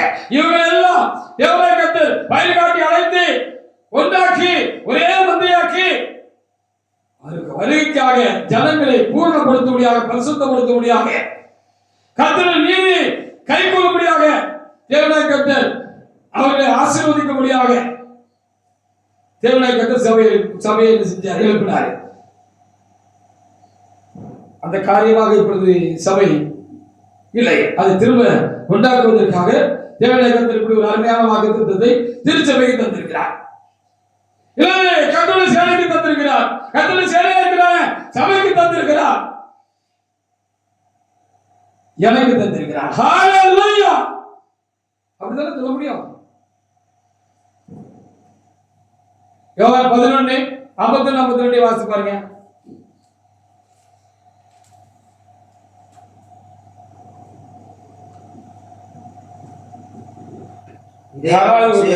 உண்மையா இருந்து இந்த வேலையை செய்ய வேண்டியது அவசியமா இருக்கிறது. அவரோடு கை கோர்த்து தெரிந்து கொள்ளப்பட்டவர்கள் சேர்ந்து இந்த வேலையை செய்ய வேண்டியதாக இருக்கிறது. வாசிக்கலாம். யோவான் 11:51-52. இதை அவன் சுயமாய் சொல்லாமல், இதை சுயமாய் சொல்லாமல், அந்த வருஷத்து பிரதான ஆசாரியன் இருந்தபடினாலே இயேசு யூத ஜனங்களுக்காக மரிக்கப் போகிறார் என்றும், இயேசு யூத ஜனங்களுக்காக மரிக்கப் போகிறார் என்றும், அந்த ஜனங்களுக்காக மாத்திரமல்ல சிதறி இருக்கிற தேவனுடைய பிள்ளைகளை ஒன்றாக சேர்க்கிறதற்காகவும் மரிக்கப் போகிறார் என்றும் தீர்க்கதரிசியின் முன்னாய் சொன்னார். அப்படி சொன்ன தீர்க்கதரிசனமா சொன்னார்னு சொல்லப்படுகிறது. அப்படியானால் எப்படி உலகம் முழுவதும் இருக்கிற காரியங்கள் எல்லாம் என்ன செய்யணும்? முன்பிரிக்கப்பட்டவங்க எல்லாம் புதிய சிறன் சபையா கூட்டி சேர்க்கிறது தான் ஆண்டவருடைய பிரதான நோக்கம். உங்களை என்னையும் கூட்டி சேர்க்கிறது மாத்திரமில்ல, நமக்குள்ள ஒரு ஒருமைப்பாடை காத்து, ஐக்கியத்தை காத்து, அன்பை காத்து, பயபக்தியை காத்து, பரிசுத்தத்தை காத்து, சகோதர சிலையத்தை காத்து, நம்ம ஒரே சபையாக நம்மை சபைக்குள்ளே காத்து, இன்னும் வெளியே இருக்கிறவங்களையும் கூட்டி சேர்த்து, உலகம் முழுவதும் இருக்கிறவங்களை எல்லாம் கூட்டி சேர்த்து வருகைக்காக ஆயத்தப்படுத்துவதுதான் திருச்சபை எழுப்பப்பட்ட நோக்கம். பெரியார் கூட்டி கருத்து எழுப்புவத நோக்கம். அதை திரும்பவும் கர்த்தர் நம்முடைய வேலையை தீவிரப்படுத்துவதாக நாம் இன்றைக்குள்ள வார்த்தையின் மூலமாக நாம் என்ன செய்ய முடிகிறது, அறிய முடிகிறது. அவர்களுக்காக நாம் தேவனை கர்த்தரை சோதரிப்போம். ஐயா சபை எழுப்பினாங்க. ஐயா சபை எழுப்பின பொழுது கர்த்தர் சொன்னதாக அடிக்கடி என்ன செய்வார்கள்? சபையை குறித்து கன்வென்ஷன் காரியங்கள் நடக்கிற பொழுது இல்லது பல வேளைகளில் சபையில பிரசங்கிக்கிற பொழுது இப்படி சொன்னது உங்களுக்கு ஞாபகம் இருக்கா? நான் இதை மும்பையில எழுப்புகிறேன், இந்த மும்பையில் எழுப்பப்பட்ட இந்த சபை உலகம் முழுவதும் பரம்பும் அப்படின்னு ஆண்டு சொல்லியிருக்காரு அப்படின்னு சொல்லுவாங்க. அது பரம்பணும் தானே? இப்ப இருக்கிற மாதிரி பரம்புனா மற்றவங்க நம்மளை பார்த்து சங்கடம் போடுற மாதிரி இருந்தா பரப்பணும் இல்ல. முந்தின சீர் உண்டாக்க வேண்டாம், முந்தின சீரை சபையில உண்டாக்க வேண்டாம். அதற்கு ஒருவர் கர்த்தருக்கு முன்பாக சீராயிருக்க வேண்டாம். அல்லது முதலாவது அவரை கர்த்தர் சரியாக இன்னும் அவரை தம்முடைய காரியங்களில் இன்னும் பலப்படுத்த வேண்டும், அவரை ஆசீர்வதிக்க வேண்டாம்.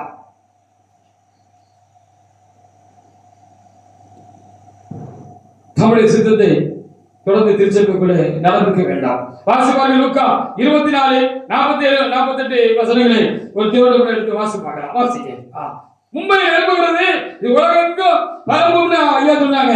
அதை செய்யணும்ல, இப்ப யார் செய்ய போறா? சொல்லுங்க பாப்பா. வாசிக்க லூக்கா 24, 47, 48.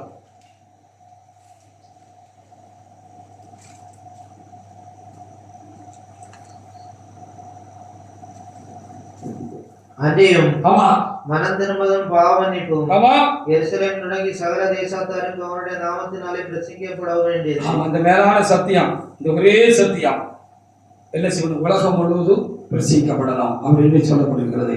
அதை செய்யணும். அதற்காக கர்த்தர் திரும்பவும் என்னோட உங்களோட திருச்சபையோடும் உடன்படிக்கை பண்ணுகிறேன் என்று சொல்லுகிறார். திரும்பவும் கர்த்தர் நம்முடைய சித்தத்தை திருச்சபை மூலமாக நம்முடைய சித்தத்தை செய்து நிறைவேற்றுவதற்காக தேவனாய் கர்த்தர் உங்களோடு என்னோடும் அவர் தெரிந்து கொள்ளப்பட்டவர்களோடும் தேவனாய் கர்த்தர் உடன்படிக்கை செய்கிறார். கர்த்தருடைய கிரியைகள் இனி வெளிப்படும். உங்களுடைய கண்கள் என்னுடைய கண்கள் என்ன செய்யும்? கண்டிப்பா அதை காணும். நான் உன்னோடு கூட இருந்து, திருச்சபையோடு கூட இருந்து, நம்மோடு கூட இருந்து, தெரிந்து கொள்ளப்பட்டவர்களோடு கூட இருந்து கர்த்தர் செய்கிற காரியம் பயங்கரமாக இருக்கும் என்றுதான் இதை கர்த்தர் சொல்லியிருக்கிறார். யாத்திரை 34:10 திரும்ப வாசி பாருங்க. இப்போ விளக்கம்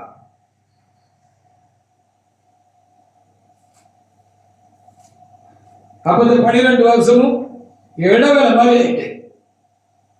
ஒரு புத்தகத்துக்கு 2 அத்தியாயம் இருக்குன்னு வச்சுக்கீங்களேன். முதல் அத்தியாயம் முடிஞ்சு அடுத்த அத்தியாயத்தை திருப்புவதற்கு ஒரு இடவேளை விட்ட மாதிரி இந்த 10, 11, 12 வருஷங்கள் இருந்துச்சு. அப்ப திரும்பவும் கர்த்தர் திருச்சபையின் அத்தியாயத்தை எழுத போகிறார், நடப்பிக்க போகிறார். அதை நாம் காண போகிறோம், காண்போம் என்று ஆண்டவர் நமக்கு இன்னைக்கு சொல்கிறதற்காக நாம் தேவனை நாம் சோத்திரிப்போமாக. திரும்ப வாசி பாருங்க. யாத்திரை 34:10. அதற்கு அவர் இதோ நான் ஒரு உடன்படிக்கை பண்ணுகிறேன், இதோ நான் ஒரு உடன்படிக்கை பண்ணுகிறேன். எந்த ஜாதியிடத்திலும் செய்யப்படாத அதிசயங்களை நான் உங்கள் ஜனங்கள் எல்லாருக்கும் முன்பாக செய்வேன். ஆமா உன்னோடு கூட இருக்கிற ஜனங்கள் எல்லாரும் ஆமா கர்த்தருடைய செயலை காண்பார்கள். உன்னோடு கூட இருந்து நான் செய்யும் காரியம் பயங்கரமா இருக்கும் என்று கர்த்தர் சொன்ன இந்த வார்த்தைகளுக்காக நாம் தேவனாய் கர்த்தரை நாம் சோத்திரிப்போமாக. அப்போஸ்தலர் 4:31 வாசி பாருங்க. திரும்பவும் சபையில ஒரு மனமும் ஒற்றுமையும் அன்பும் ஐக்கியமும் உண்டாக வேண்டும். ஹல்லேலூயா. ஒரு ஆளு ஆண்டவர் கூட சரியா ஐக்கியமா இருந்து மற்றவங்களுக்கு கூட ஐக்கியமா இருந்தாதான், அவங்க கூட ஒருமனப்பட்டு இருந்தாதான் இந்த ஒரு மனமும் அன்பும் ஐக்கியமும் வரும். இல்லைன்னா வருமா? இதுதான் நடைமுறை உண்மை. இதான் நடைமுறை உண்மை. ஹல்லேலூயா. நான் கடவுள் கூட ஐக்கியமா இருந்து ஒருமனப்பட்டு சிநேகமா இருந்து சரியா இருந்தா உங்க கூட நான் சிநேகமா இருப்பேன், சரியா இருப்பேன், ஐக்கியமா இருப்பேன், அன்பா இருப்பேன். எல்லாரும் கூட இன்னைக்கு கொஞ்சம் பேர் தான் இருக்கீங்க. 100 பேர் வந்தாலும் அப்படிதான் இருப்பேன், 1000 பேர் வந்தாலும் அப்படிதான் இருப்பேன். சபை உலகம் முழுவதும் திரும்பவும் ஐயா காலங்களில் பரவி பறந்தது போல திரும்பவும் அது வேகம் எடுத்து ஸ்பீட் எடுத்து கர்த்தருடைய ஆவியானவர் சபையில கிரியைகள் ஆரம்பித்து கர்த்தருடைய ஆளுகை உண்டாக்கி அதுக்கு வேலை தீவிரப்படுகிற பொழுது கர்த்தரிடத்திலிருந்து அந்த ஒருமனமும் ஒற்றுமையும் அந்த அன்பு வைக்கவும் எனக்குள் பாய்ந்து என்னிலிருந்து உங்களில் பாய்ந்து உங்களிலிருந்து மற்றவரிடத்தில் பாய்ந்து மற்றவரிடத்திலிருந்து எல்லாரிடத்திலும் பாய்ந்து உலகம் முழுவதும் ஒரே மாதிரியா சபை என்ன செய்யும் இருக்கும். சபை என்ன செய்யும்? நடக்கும், ஆசீர்வதிக்கப்படும். இதுக்காக தானே கர்த்தர் சபை எழுப்பினாரு. குஸ்தி போடுறதுக்கா? ஒருத்தருக்கு ஒருத்தர் குஸ்தி போடுறதுக்கா சபை நடக்கிறாரு? அடி வச்சுக்கிறதுக்கா? சண்டை கொண்டு விடுறதுக்கா? 7 காரியம் கர்த்தருக்கு அருவருப்பானது என்று சொல்லி நீதிமொழிகள் இருக்கு. அது 7வது முக்கியமான காரியம் தெரியுமா? சகோதரருக்குள் விரோதம் உண்டு பண்ணுதல் இருக்கு. ஒருத்தருக்கு ஒருத்தர் சண்டை மூட்டி விடுற வேலையை தான் நம்ம செஞ்சுக்கிட்டு இருக்கோம். இது புதிய சிலச்சபடி வேலையா? அப்ப யாராவது ஒருவர் சரியா நான் சொன்னது போல ஐக்கியமா இருக்கலாம், இறைவனோடு கூட ஐக்கியமா இருக்கலாம், ஒரு மனமா இருக்கலாம், இறைவனோடு கூட அன்பா இருக்கலாம். எந்த தெய்வீகம் ஜனங்களிலும் பாயம். அதுதான் ஆரம்பத்தில் நம்ம சொல்லிக்கிட்டே இருந்தோம், ஞாபகம் இருக்கா? வேர் பரிசுத்தமா இருந்தா கிளைகள் பரிசுத்தமா இருக்கும்.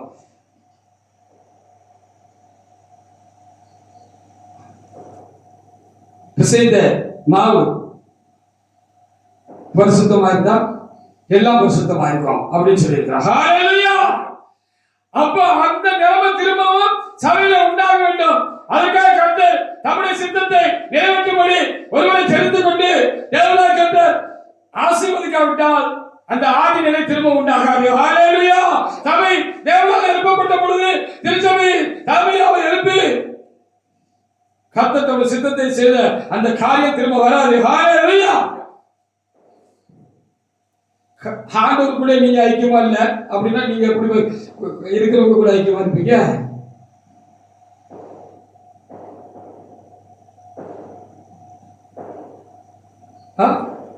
அந்த ஒரு மனமும் ஒற்றுமையும் அந்த தெய்வீக அன்பும் உங்களுக்குள்ள இல்லைன்னா எப்படி சபைக்குள்ள அதை உண்டாக்குறீங்க? உங்களுக்குள்ள என்ன இருந்ததோ அதான் சபைக்குள்ள பரவி இருக்கு, சபை பூரா உண்டாயிருக்கு. ஒரே குஸ்தி சண்டை,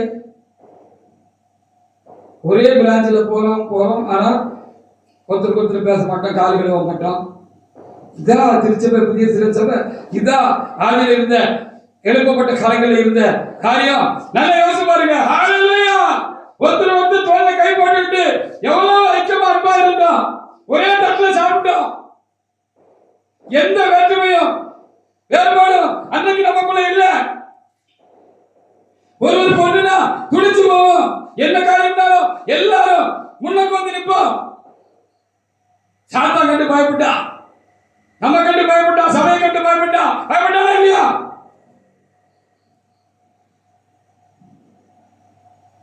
அந்த கிறிஸ்துவுடைய அந்த பரிபூர்ண ஆசீர்வாதமும் அந்த சாரமும் சபைக்குள்ள இருந்துச்சு, பெரியாக்குள்ள இருந்துச்சு. அது அப்படியே என்ன செஞ்சு ஆணிவேலா இருந்த அந்த அந்த காரியத்திலிருந்து அப்படியே அது பரவி கிளைகளையும் எல்லாத்திலையும் இருந்துச்சு அப்படின்னு சொல்லி பார்க்கிறார். இதை திரும்பவும் உண்டாக்கணுங்கிறதா கர்த்தருடைய காரியம். வேறொரு சபையில இனி ஒரு வேறு சபையில புதிய சபை, கடைசி கால சபை, அதுக்கு பேர் வச்சாச்சு. அந்த மனவாட்டிக்கு பேர் வைத்தாகிவிட்டது. சீர்கேடு மாற்றப்படலாம். திரும்பவும் அந்த காரியம் உண்டாகும். அப்போ சில 4:30 வாசிக்க. அவர்கள் ஜெபம் பண்ணின பொழுது அவர்கள் கூடியிருந்த இடம் அசைந்தது. அவர்கள் எல்லாரும் பரிசுத்த ஆவியினால் நிரப்பப்பட்டு தேவவசனத்தை தைரியமாய் சொன்னார்கள். அப்போஸ்தலர் 2:42 கூட வாசி பாருங்க. அப்போஸ்தலர் 2:42.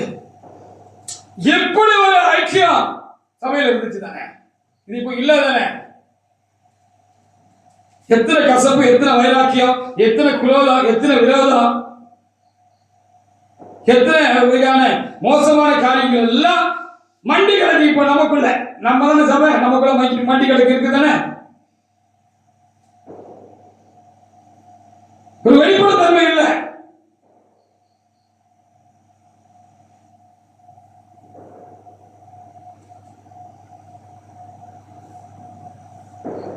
தேவனிடத்தில் அன்பு கூறுகிறேன் என்று சொல்கிறவன் அவரால் பிறப்பிக்கப்பட்ட இடத்திலும் அன்பு கூறுகிற கடவன் என்று சொல்லி வைத்தெழுதப்பட்டது. ஹல்லேலூயா!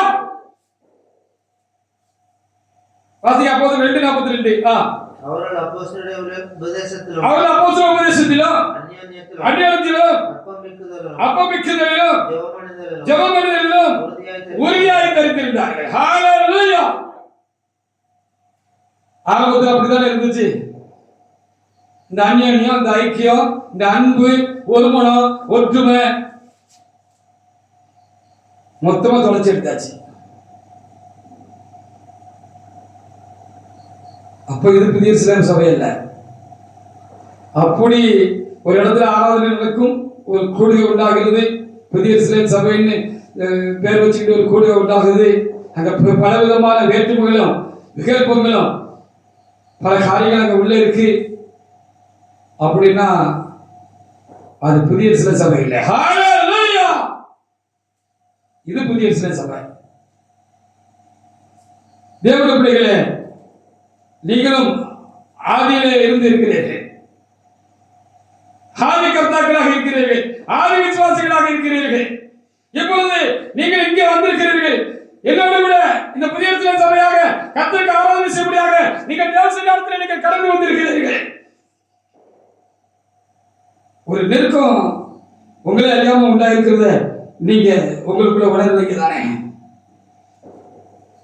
ஒரு அன்பு உண்டாயிருக்கிறத நீங்க உணர்கிறீங்க தானே?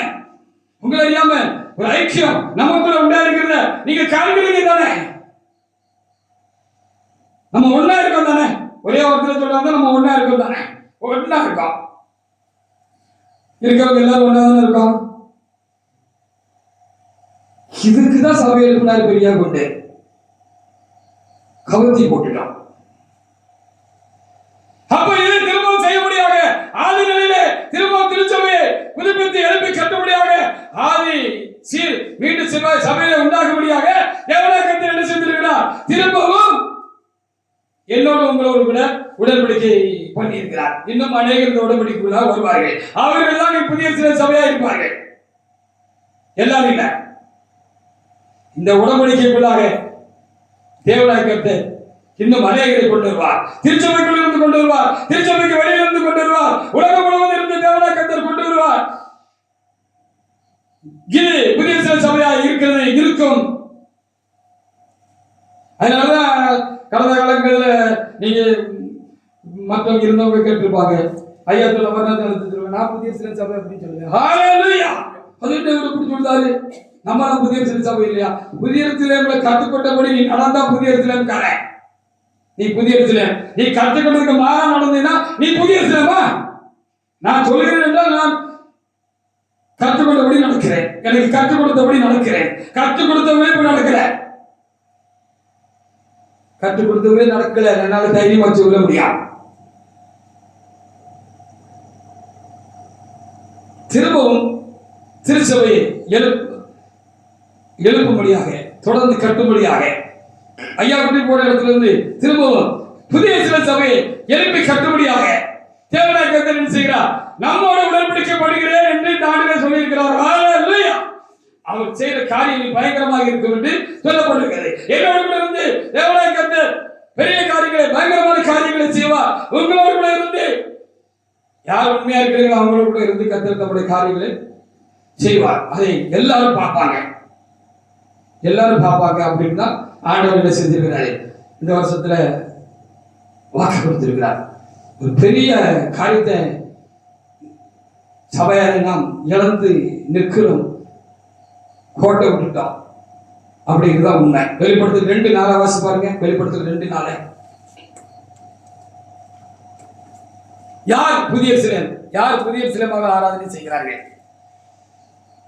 203 பேர் இருக்கிறதுனால அது புதிய எருசலேமா? யார் புதிய எருசலேம்? வாசிங்க. வெளிப்படுத்தல் 2:4. பெரிய காரியத்தை நம்ம விட்டுட்டோம், ஒரு சங்கடமான காரியம். என்ன சொல்லுது? 2:4. வெளிப்படுத்தல் 2:4. ஆனாலும் நீ ஆதியில் கொண்டிருந்த அன்பை விட்டாய். அந்த ஆதி அன்பு இருக்கா இப்போ சபையில? அந்த ஆதி அன்பு எங்க இருக்கு சொல்லுங்க பாப்போம். அந்த பிரான்ச்ல, அந்த பிரான்ச்ல இருக்கா? அந்த பிரான்ச்ல, அந்த பெரிய பிரான்ச்ல இருக்கா ஆதி அன்பு? இருக்கா? தேவனுக்குள்ள வைத்த அந்த ஆதி அன்பு உங்களுக்குள்ள இருக்கா? ஒருவனுக்கு ஒரு வைத்த அந்த ஆதி அன்பு நமக்குள்ள இருக்கா, அவங்களுக்குள்ள இருக்கா, அவங்களுக்குள்ள இருக்கா இல்லையா சொல்லுங்க. எதற்கு உடன்படிக்கை திரும்ப பண்ண வேண்டிய கட்டாயம்? எல்லாத்தையும் உடைச்சு போட்டோம் தானே, அந்த கற்பலையை உடைச்சு போட்டது போல நாமும் உடைச்சு போட்டது தானே அநேக காரியங்களை. ஆதியிலே கொண்ட அன்பை விட்டாய் என்று நம்ம மேல ஒரு குறை இருக்காங்க. ஹalleluya.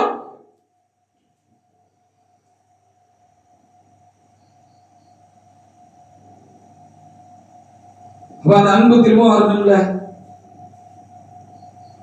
பம்பு பிடிச்சவங்க கிட்ட அந்த அன்பை பார்க்க முடியுமா?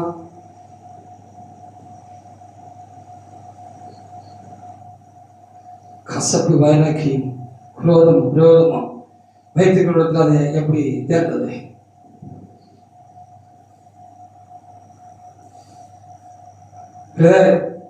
அவர் என்ன இருந்தாலும் அவரு நம்முடைய சகோதரன். அவர்கிட்ட நம்ம வார்த்தைகளை சொல்லக்கூடாது, மன்னிச்சிடணும்.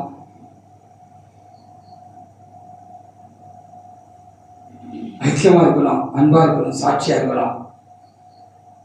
உலகத்தாருக்கு முன்பாக விகல்பமான காரியம் அங்க பார்த்து என்ன நீங்க இப்படி ஒரே சபைக்கு போறீங்க, இப்படி இருக்கீங்க அப்படின்னு சொல்லி கேட்கக்கூடாது அப்படின்னு ஒருவர் சொல்லணும்ல. ஒருவர் சொல்லணும்ல, மற்றவங்களுக்கு ஒருவர் எதில் இருக்கிறவங்களுக்கு சொல்லணும்ல. ஹalleluya. சொல்ற மாதிரி இப்ப யாரு இருக்கா சொல்லுங்க பார்ப்போம். அங்க இங்க அங்கங்க எங்கேயாவது இருக்குன்னு சொல்லுங்க பார்ப்போம். நம்ம விட மோசமான ஆளுக்கு அவங்க இருப்போம். நம்ம எல்லாம் விசுவாசிகள், அவங்க ஆழமூடின்னு சொல்லிடுவாங்க, நாக்கு தான் அப்படின்னு சொல்லிடுவாங்க. அவங்க எப்படி இருக்காங்க? அவங்க இந்த சபைக்குள்ள இந்த ஆதி அன்பை கொண்டு வர முடியுமா? ஹalleluya. இந்த ஆதி அன்பை கொண்டு வர முடியுமான்னு நான் கேட்கிறேன். அப்ப சபை கெட்டுறதுன்னா என்னன்னு பார்த்துக்கிட்டு இருக்கிறான். ஐயா விட்டுட்டு போன சபையை தொடர்ந்து கெட்டுறதுன்னா திரும்பவும் அந்த யார் உடன்படிக்கை பண்ணி தேவன் உடம்பு பண்ணி கொடுக்கக்கூடிய காரியம் என்னன்னு சொல்லி நம்ம பார்த்துக்கிட்டு இருக்கோம். சரிதானா?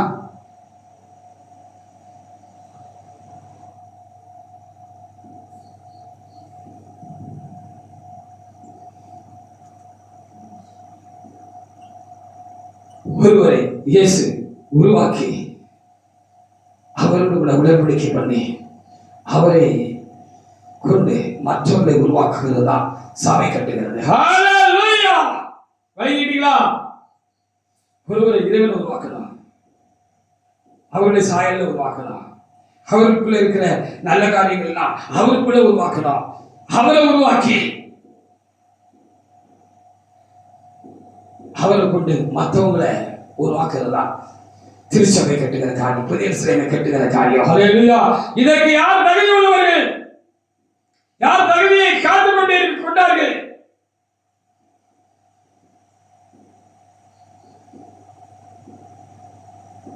எல்லாரும் குறைவுள்ளவங்க தான் பிரதர். இதை சொல்றதுக்கு ஒரு தலைவர் தேவையா? எல்லாரும் குறைவுள்ளவங்க தான் பிரதர், யாருக்குதான் குறை இல்லை. அதனால குறையெல்லாம் விட்டுட்டு நம்ம ஒன்னா இருக்கணும். எப்படி ஒன்னா இருக்க முடியும்?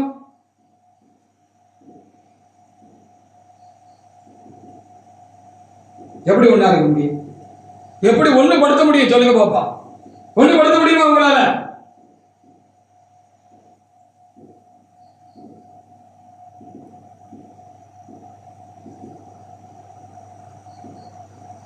அப்போ ஒரு நாள் நான் ஜெபம் பண்ணி கொண்டிருக்கிற பொழுது கர்த்தர் எனக்கு சொன்னார், ஆதி திருச்சபை அப்போஸ்தல கால திருச்சபையினுடைய துவக்கம் எவ்வளவு ஸ்பீடா இருந்துச்சுன்னு நம்ம வேதத்துல வாசிக்கிறோம் இல்லையா? அந்த ஆவியானவர் இறங்கின விதமாக இருக்கட்டும், அன்னைக்கு இருந்த சீசர்களை நிரப்பின காரியமா இருக்கட்டும், அவர்களை கொண்டு பலத்த காரியங்களை கிரியைகளை நடப்பித்த காரியமா இருக்கட்டும், கர்த்தருடைய கிரியைகள் பிரதட்சமாக வெளிப்பட்ட காரியமா இருக்கட்டும், அது அந்த ஆதி திருச்சபையோட துவக்கம் தான் இந்த கடைசி கால திருச்சபையோட முடிவா இருக்குன்னு சொன்னார். கடைசி நேரங்கள்ல அப்படி ஒரு தீயான வேலை நடக்குமா? ஹalleluya. அந்த பரிசுத்தாவியுடைய வல்லமை மகா வல்லமையாக இந்த ஆதி திருச்சபையில உண்டானது போல முடிவு நேரத்தில் உண்டாகும். அந்த கடைசி கால திருச்சபையில் புதிய சிலம். அல்லேலூயா. அதற்காக கர்த்தர் திரும்பவும் நம்முடைய உடன்படிக்கையை புதுப்பிக்கிறார். தன்னுடைய உடன்படிக்கையை தலைமையோடு கூட செய்த உடன்படிக்கையை உங்களோடு என்னோடு கூட புதுப்பிக்கிறார். ஹalleluya.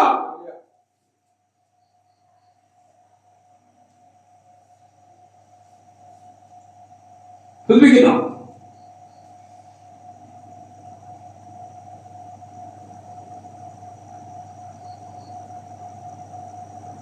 அப்போஸ்தலர் 2:41 2:41 வாசிங்க. அப்போஸ்தலர் 2:41.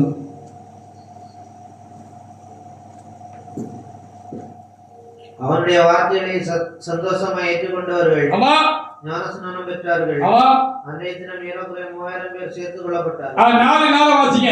இப்படி கூட்டமாக மக்கள் கூட்டி சேர்க்கப்பட்டார்கள் என்று சொல்லப்பட்டிருக்கிறது. ஹalleluya. அப்போ இப்படி திரும்பவும் நடக்கணும். இப்படி நடக்கணும்னா நம்ம அதுக்கு லாயக்கா இருக்கணும். நம்ம லாயக்கா இருக்கணும்ல. நம்ம லாயக்கா இருந்ததுன்னா அந்த வேலை நடக்கும்.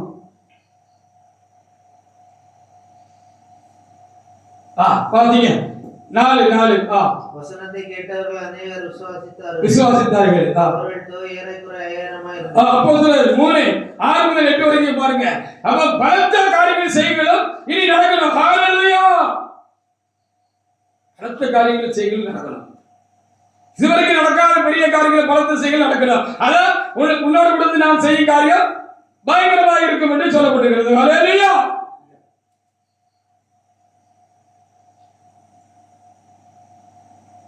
யார் கொண்டு செய்வார்ப்பா இதெல்லாம்? வாசிங்க. அப்பொழுது பேதுரு வெள்ளியும் பொன்னும் என்னிடத்தில் இல்லை. ஆமா என்னிடத்தில் இருக்கிறதை உனக்கு கொடுக்கிறேன். நசரேயனாகிய இயேசு கிறிஸ்து நாமத்திலே நீ எழுந்து நட என்று சொல்லி ஆமா வலது கையினால் அவனை பிடித்து தூக்கி விட்டான். ஆமா அவன் உடனே அவனுடைய கால்களும் கரடுகளும் பலன் கொண்டது. அவன் குதித்தெழுந்து நின்று நடந்தான். பெருமிச்சப்பாணி நடந்தான். அப்போஸ்தலர் 14:8 முதல் 10 வரைக்கும் வாசிங்க. அப்போஸ்தலர் 14:8 முதல் 10 வரைக்கும் வசனங்களை வாசிங்க.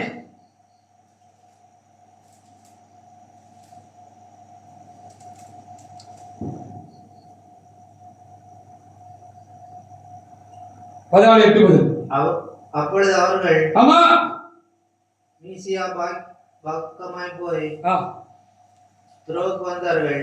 அப்போஸ்தலர் 14:8 லிஸ்தீரியாவிலே ஒருவன் தன் தாயின் வயிற்றிலிருந்து பிறந்ததுனால் சப்பானியா இருந்தாரு. அங்க பேதுரு ஒருவர் நடக்க வச்சாரு சப்பானியா. இங்க பவுல் ஒருவர் நடக்க வச்சாருன்னு சொல்லப்பட்டிருக்கிறது. ஹalleluya. அப்போ இந்த திருச்சபையில அந்த ஆதி நிலை உண்டானாதான் அந்த கர்த்தருடைய ஆவியானவருடைய கிரியைகளும் பலமா சபையில இறங்கும். ஹalleluya. அப்படி பலமா இறங்கினாதான் கர்த்தருடைய வல்லமை சபையை பலமா நிரப்பினாதான், என்னையும் உங்களையும் நிரப்பினாதான், தெரிந்து கொள்ளப்பட்ட தேவனுடைய மனிதர்களை நிரப்பினாதான் இப்படி பலத்த செயல்கள் திரும்ப நடக்கும். அதான் உன்னோடு கூட இருந்து நாம் செய்யும் காரியம் பயங்கரமா இருக்கும். அதை உன்னுடைய ஜனங்கள் காண்பார்கள். ஒரு ஜாதியிடத்திலும் இதுவரைக்கும் நாம் செய்யாத பலத்த காரியங்களை நாம் செய்வதை காண்பார்கள் என்று சொல்லி எழுதப்பட்டிருக்கிறது. அப்படியானால் அதற்கு நம்ம தகுதிப்படுத்திக் கொள்ளலாம். அதற்காக திரும்ப நம்மளோட உடன்படிக்கை செய்கிறேன் என்று சொல்லி கர்த்தர் சொல்லியிருக்கிறவர்களுக்காக, இந்த ஆளுமை சொல்லியிருக்கிறவர்களுக்காக என் தேவனை நான் சோதிக்கிறேன். அப்போஸ்தலர் 14:3 வாசிப்பாருங்க. அவர்கள் அங்கே அநேக நாள் சஞ்சரித்து கர்த்தரை முன்னிட்டு தைரியமுள்ளவர்களாய் போதம் பண்ணினார்கள். அவர் தமது கிருபையுள்ள வசனத்திற்கு சாட்சியாக அடையாளங்கள் அற்புதங்கள் அவர்கள் கைகளால் செய்யப்படும்படி அப்படி நடக்கணும். அதற்கு திரும்ப நம்மோடு கூட உடன்படிக்கை பண்ணுகிறார் என்று இங்கே எழுதப்பட்டிருக்கிறது. அப்போஸ்தலர் 9:40-41 கூட நீங்க வாசிப்பாருங்க.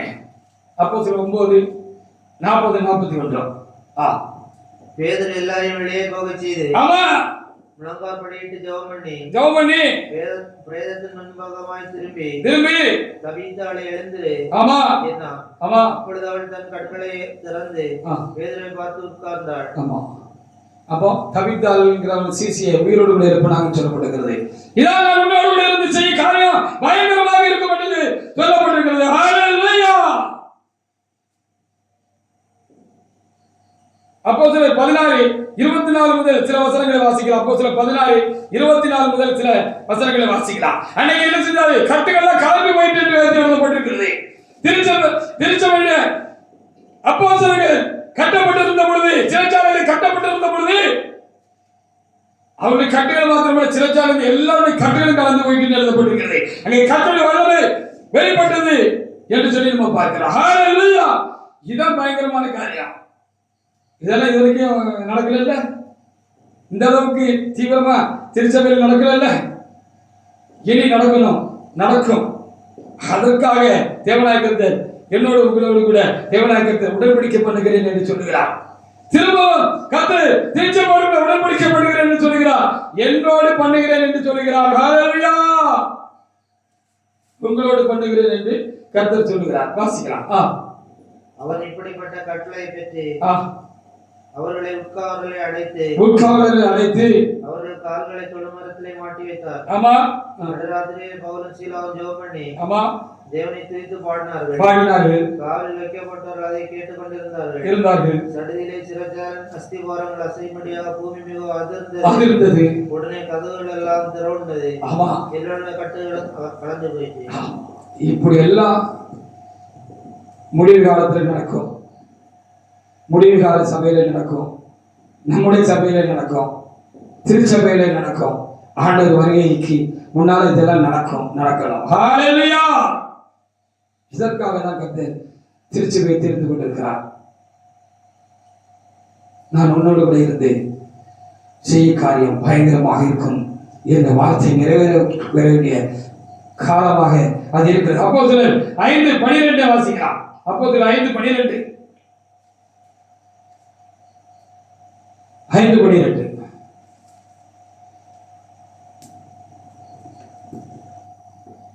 அப்போஸ்தலருடைய கையில் அதிக அடையாளங்கள் அற்புதங்களும் ஜனங்களுக்குள்ளே செய்யப்பட்டது.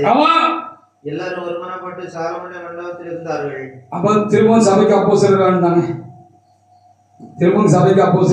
இப்ப யார் அப்போஸ்தலர்? அப்போஸ்தலர்னா யாருன்னு நமக்கு படிப்பிச்சு கொடுத்தவங்க தானே. நம்ம தான். நான் அப்போஸ்தலன் அல்லவா? நான் கர்த்தராகிய இயேசு கிறிஸ்துவை தரிசிக்கவில்லையா? மனுஷனாலும் அல்ல, மனுஷர் மூலமாய் அல்ல, கர்த்தராகிய இயேசு கிறிஸ்துவினாலும் நான் என்ன செஞ்சேன்? அப்போஸ்தலன் ஆனேன். அப்படித்தானே சொல்லப்பட்டிருக்கிறது. வேதத்துல அப்படித்தானே சொல்லப்பட்டிருக்கிறது. மனுஷனாலும் அல்ல, மனுஷர் மூலமாய் அல்ல. மனுஷர் மூலமா அப்போஸ்தலன் ஆக முடியுமா?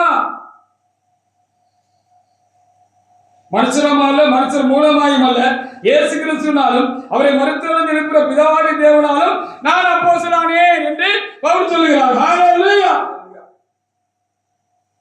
நான் நீங்களும் கையை உயர்த்தி ஒருத்தர் அப்போஸ்தலன் ஆக்க முடியாது. அப்படிதான் நம்ம இப்போ அப்படிப்பட்ட அப்போஸ்தலர்கள் தான் சபையில் இருக்காங்க. மனுஷரால் அப்போஸ்தலர் ஆனவர்கள். நான் அப்போஸ்தலன் அல்லவா? நான் சுயாதீனன் அல்லவா? நம்முடைய கர்த்தராகிய இயேசு கிறிஸ்துவை நான் தரிசிக்கவில்லையா அப்படின்னு பவுல் சொல்லியிருக்கிறார். அப்ப இனி அப்போஸ்தலர்கள் சபையிலே எழுப்புவார்கள். ஹalleluya! எழுப்புவாரு. அதற்காக திரும்பவும் கர்த்தர் சபையோடு, புதிய சபையோடு உடன்படிக்கை பண்ணுகிறார். கர்த்தர் சேனை எழுப்பின பொழுது, சேனை எழுப்பி தேவசமுத்திரத்தில் இருக்கிற அந்த கொஞ்ச காலத்துக்கு முன்பாகவே ஐயா மரிச்சு இருந்த காலங்கள்ல அப்போஸ்தலனாகிய அந்த பெரிய பரிசுத்தவானை நீ எடுத்துக்கொண்டீரப்பா என்று நான் தேவசமுத்திரம் விண்ணப்பித்த பொழுது, நான் ஒரு அப்போஸ்தலனை நான் எடுத்துக்கொண்டு சபைக்காக சபையிலிருந்து அநேக அப்போஸ்தலனை நான் எழுப்புவேன் என்று கர்த்தர் சொன்னார். அப்படி ஒரு செகண்ட் அப்படி நிப்பாட்டிட்டு என்னை பார்த்து சொன்னாரு, உனக்கும் தரிசனமாக என்று கர்த்தர் எனக்கு சொன்னார். ஹalleluya! அது நாளைக்கு கூட கர்த்தர் நிறைவேற்ற முடியும். அப்படி அநேக அப்போஸ்தலர்களை கர்த்தர் திருச்சபையிலிருந்து எழுப்புவார். 5 வகையான ஊழியங்கள் திருச்சபையிலிருந்து இனி முறையாக எழுப்பப்பட வேண்டியிருக்கிறது. தேவனாகிய கர்த்தர் சித்தம் கொண்டு எழுப்ப வேண்டியிருக்கிறது. ஒரு ஆளு மேய்ப்பொரு போஸ்டுக்கு தகுதியா இருக்காங்களான்னு ஆவியில் அறிஞ்சு சபையில அவங்களை அடுத்தடுத்து ஊழியத்துக்கு அழைச்ச காலம், ஊழியத்திலிருந்து அடுத்தடுத்து அந்தந்த ஸ்தானங்களை கொடுத்து அவங்கள உயர்த்தின காலங்கள்லாம் போயிட்டு இப்போ ஒரு ஆளு மாறான அவனை பிடிச்சு போட்டுருக்கிறதுக்காக பதவி கொடுக்கிற காலமாக இருக்கிறது, ஊழியர்கள் கொடுக்கிற காலமாக இருக்கிறது. இது சரியாயா? ஹalleluya. அப்ப திரும்ப அந்த 5 வகையான ஊழியர்கள் என்ன செய்யணும்? திருச்சபையில சரியாக முறையாக எழுப்ப வேண்டாம். அப்போஸ்தலர்கள் எழுப்பப்பட வேண்டும், தேவனால் தீர்க்கதரிசிகள் எழுப்ப வேண்டும், மேய்ப்பர்கள் எழுப்பப்பட வேண்டும், போதகர்கள் எழுப்பப்பட வேண்டும், சுவிசேஷர்கள் எழுப்பப்பட வேண்டும், கிரகமாக எழுப்பப்பட வேண்டும், கர்த்தர் சித்தம் கொண்டு எழுப்பப்பட வேண்டும், தகுதியானவர்களை கர்த்தர் எழுப்ப வேண்டும். அதை செய்வதற்காக தேவனாக ஒருவரை தகுதிப்படுத்தி பக்குவப்படுத்தி முன்ன வைக்கணும். அப்படியே அதை என்ன செய்யணும்? பரவணும். அந்த அதிகாரம் எல்லா பக்கத்திலும் பரவணும். தகுதியானவங்களுக்கு தகுதியான காலத்து வரைக்கும் காத்திருந்து அதை கொடுக்கணும். யாரையும் சமாதானப்படுத்துறதுக்கு திருப்திப்படுத்துறதுக்கு இதெல்லாம் செய்ய முடியாது. பார்த்தீங்களா? அப்போஸ்தலர் 5:12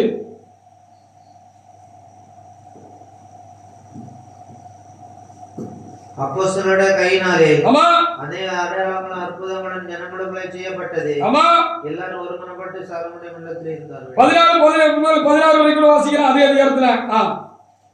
திரளான புருஷர்களும் ஸ்திரீகளும் விசுவாசம் உள்ளவர்களாகி ஆமா கர்த்தரிடமாக அதிகமாக சேர்க்கப்பட்டார்கள். ஆமென். ஆமா விடியாளிகளின் படுக்கைகளின் மேல் கட்டிலின் மேல் கிடத்தி ஆமா பேதுரு நடந்து போகையில் அவருடைய நிழலாக அவர்களின் மேல் படும்படி ஆமா அவர்களை வெளியே வீதியில் கொண்டு வந்து வைத்தார்கள். அப்போஸ்தலர் அப்படி சோகம் வாசிப்பாங்க. அப்போஸ்தலர் 19:12 வாசி பாருங்க.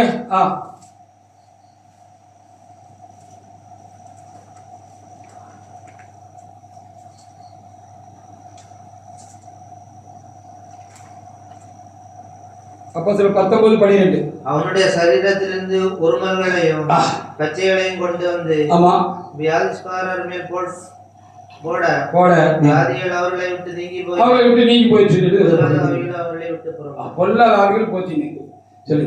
இப்ப பவுல் போட்டிருந்த அவருடைய ட்ரெஸ் எடுத்து ஒருத்தர் மேல கலத்தி போட்ட ட்ரெஸ் எடுத்து ஒருத்தர் மேல போட்டாச்சுன்னா பேய் ஓடிச்சா, ஹalleluya, அவங்களுக்கு சுகம் உண்டாச்சா அப்படின்னு சொல்லி எழுதப்பட்டிருக்கிறது. பேய் நடந்து போகிற பொழுது நிழல் பட்டுச்சுன்னா அது நடந்துச்சு அப்படின்னு சொல்லப்பட்டிருக்கிறது. இப்படிப்பட்ட காரியங்கள் எல்லாம், இப்படிப்பட்ட பெரிய காரியங்கள் எல்லாம் இனிதான் திருச்சபையில் நடக்க வேண்டியது இருக்கிறது. அதற்காக தேவனாகிய தமிழர்களோடு என்னோடு உங்களோடு திருச்சபையோடு கூட உடன்படிக்கை பண்ணுகிற வருஷமும் காலமாக இருக்கிறது என்று கர்த்தர் இந்த வார்த்தையை நமக்கு தந்தார். அதற்காக ஆண்டவருக்கு நான் நன்றி செலுத்துகிறேன். நான் உன்னோடு கூட இருந்து நான் செய்கிற காரியம் பெரிதாக இருக்கும், பயங்கரமாக இருக்கும்னு ஆண்டவர் என்ன செய்திருக்கிறார், நமக்கு சொல்லியிருக்கிறார். அதற்காக நாம் ஆண்டவரை நாம் சோதரிப்போமாக. அதற்கு நாம் தகுதி உள்ளவர்களும் பக்குவம் உள்ளவர்களும் ஆயத்தம் உள்ளவர்கள் மாத்திரமல்ல, தேவனால் தெரிந்து கொள்ளப்பட்டவர்களுமாக இருக்க வேண்டியது ரொம்ப அவசியமாக இருக்கிறது. காலகாலங்களில் தேவனாக ஒருவரை தெரிந்து கொண்டு அவரை கொண்டு தம்முடைய சித்தத்தை இந்த பூமியில அந்தந்த காலங்களில் செய்தார்.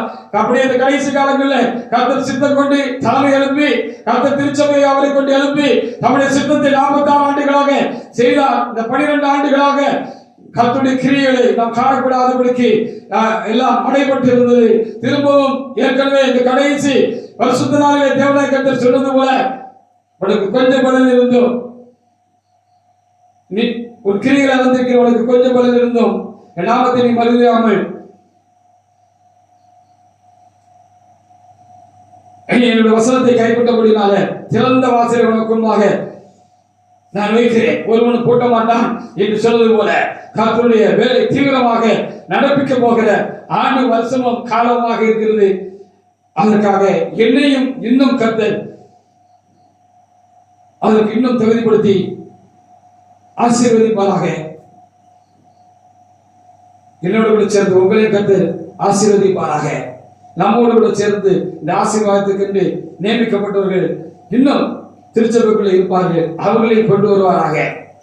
உலகம் முழுவதும் தெரிந்து கொள்ளப்பட்டவர்கள் இருக்கிறார்கள், அவர்களை கர்த்தர் கொண்டு வருவாராக. தம்முடைய வேலையை தேவனாய் கர்த்தர் தீவிரப்படுத்துவாராக. இதோ நான் ஒரு உடன்படிக்கை உன்னோடு கூட பண்ணுகிறேன். பூமி எங்கும் இந்த ஜாதிகளிலும் செய்யப்படாத அதிசயங்களை ஜனங்கள் எல்லாரும் முன்பாகவும் நான் செய்வேன் என்று கர்த்தர் சொல்லி இருக்கிறார். உன்னோடு கூட இருக்கிற ஜனங்கள் எல்லாரும் கர்த்தருடைய பலத்த காரியங்களையும் பயங்கரமான கிரியைகளை காண்பார்கள் நாளிலே என்று சொல்லியிருக்கிறார். உன்னோடு கூட இருந்து நான் செய்யும் காரியம் பயங்கரமாக இருக்கும் என்று கர்த்தர் நமக்கு வாக்கு இருக்கிறார். ஆயத்தப்படுவோமாக. கர்த்தர் நம்மை ஆயத்தப்படுத்துவாராக. கர்த்தர் இந்த வார்த்தைகளை ஆசீர்வதிப்பாராக. ஆமென். ஹல்லேலூயா.